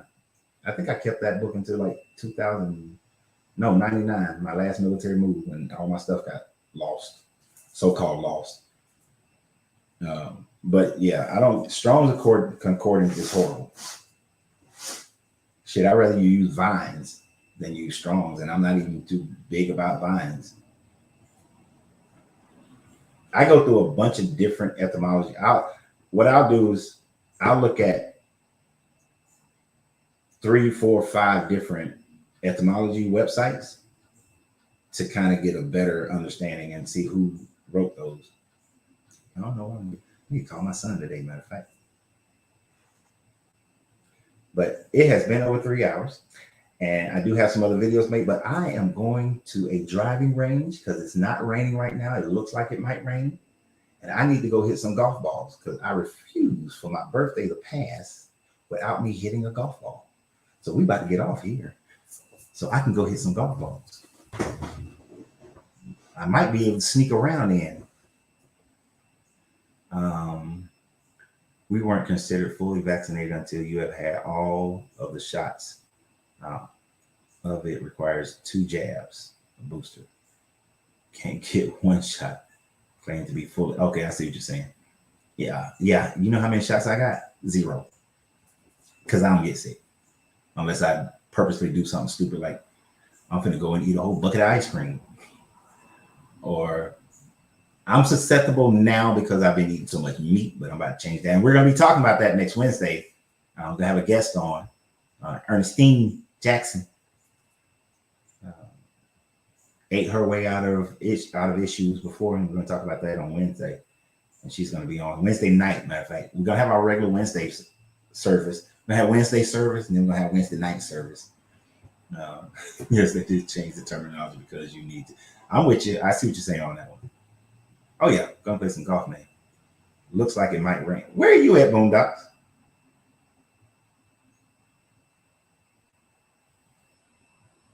Maybe because I said it looks like it might go rain. It might going to rain. Yeah, no shot. Yeah. Veganism, or at minimum vegetarianism, or at least the majority of your diet being of such, and that will keep you, for the most part, that'll keep your body healthy. And you got to exercise. You got to lift weights. You need to build more muscle than fat. So you got to lift weights if you possibly can. Some type of resistance training, whether it's plyometric. We're going to get more into that on Wednesday, because although I'm sure Ernestine is probably going to know more about, even though I used to be a master nutritionist, and then I have studied and lived a vegan life and a vegetarian life, she still will probably, I'm hoping that she knows a hell of a lot more than I do, because we haven't had a conversation yet. But when it comes to the resistance part of it, from my years of being a personal trainer, you got to have all of that together, and we're going to make it work. No seahorse. Seahorse are not asexual. The males carry the egg for the female. Right. Yeah, because I feel say I've seen a documentary on that once. Look, I am a documentary fiend, and I will find that, because I don't know what Angelina had me, we got this, we in the stream family. Like I pay for Hulu and Netflix. My daughter has Disney. Her sister has this one. Somebody else got that one, and we all traded up. So we got like 5, 6, 7 streaming services. So I don't know which, what that was on that had the Sudanese thing, because I didn't put it on. I think it might have been on Net Geo, which would be on the Disney network. Hold on for 1 second. But was she on my Disney or her sister's Disney? That insult will be there. I'm gonna go play. I'm gonna go hit some golf ball.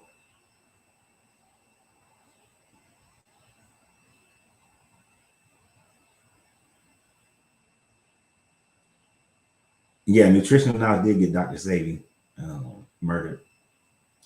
It sure hell did.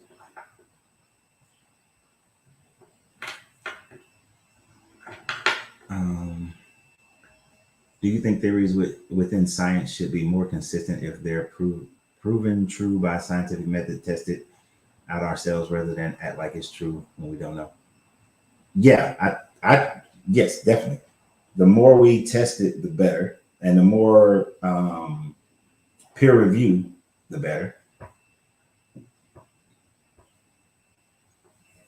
But we do have to keep testing it, and then even after we test it and we come to a conclusion of it, we should continue to still test it, because there are still going to be levels and elements of it that are still unknown to us, because we can only test as far as our ability of innovation allows us to test.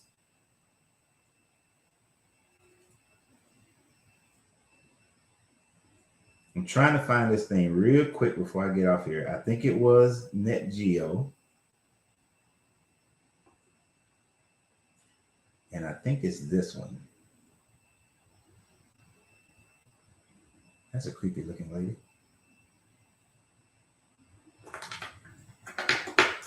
In Shadows of the Pyramid, leading on the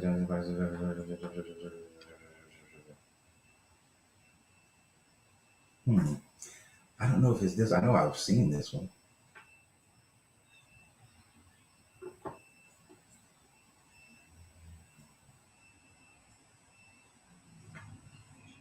Or was it this one? But that one looks more. See, my struggle in this, I'm telling y'all, is Angie's fault. Because she have put these things on. She know I'm watching.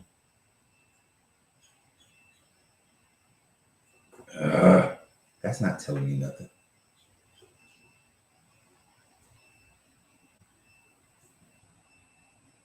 All right, so it's either called, it's on Net Geo.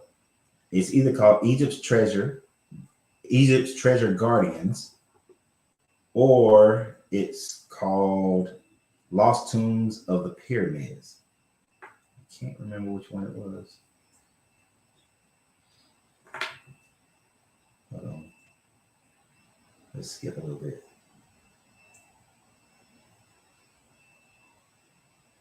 Well, no, I can tell you Lost Tombs of the Pyramid. That's not it. No, that's not it. That's definitely not it.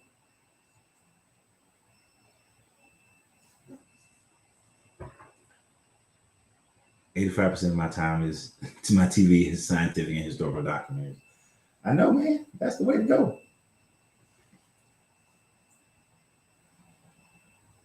Nope. It ain't Egypt's Treasure Guardians either. I don't know if it's on Net Geo. It might not be Net Geo. Wait a minute. Because I know one of the tombs was flooded.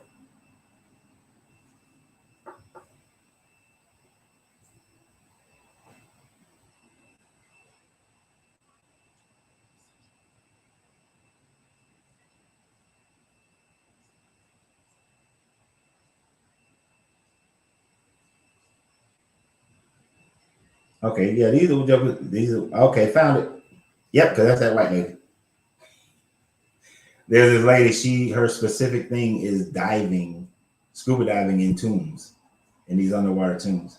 So it's actually where they talk a lot about the Kushites, is one called Flooded Tombs of the Nile.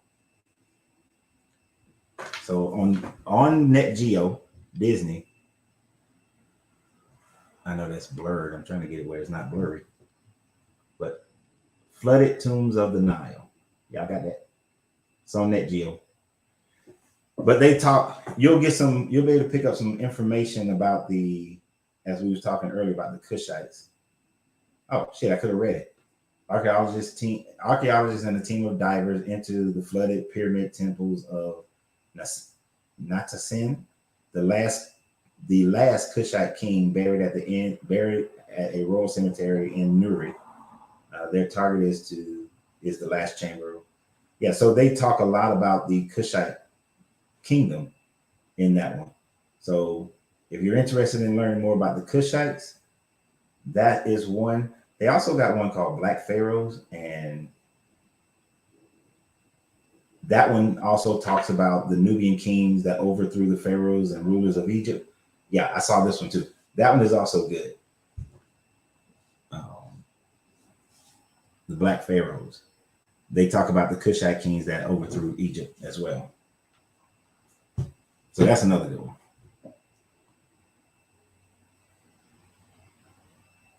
Yeah, Flooded Tombs of the Nile.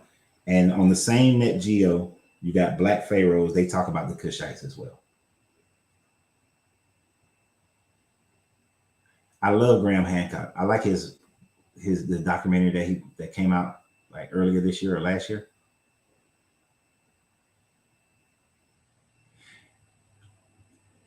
Yeah, but I gotta go, man, because I gotta go hit some golf balls, and if I got enough time, I might have. If I can sneak in around, or at least 9 holes, I probably won't be able to before Angelina gets home, because I'm 3 hours and 30 minutes over. Oh, thank you, Sheila. Yeah, Sunday is my born day. We accepting all monies.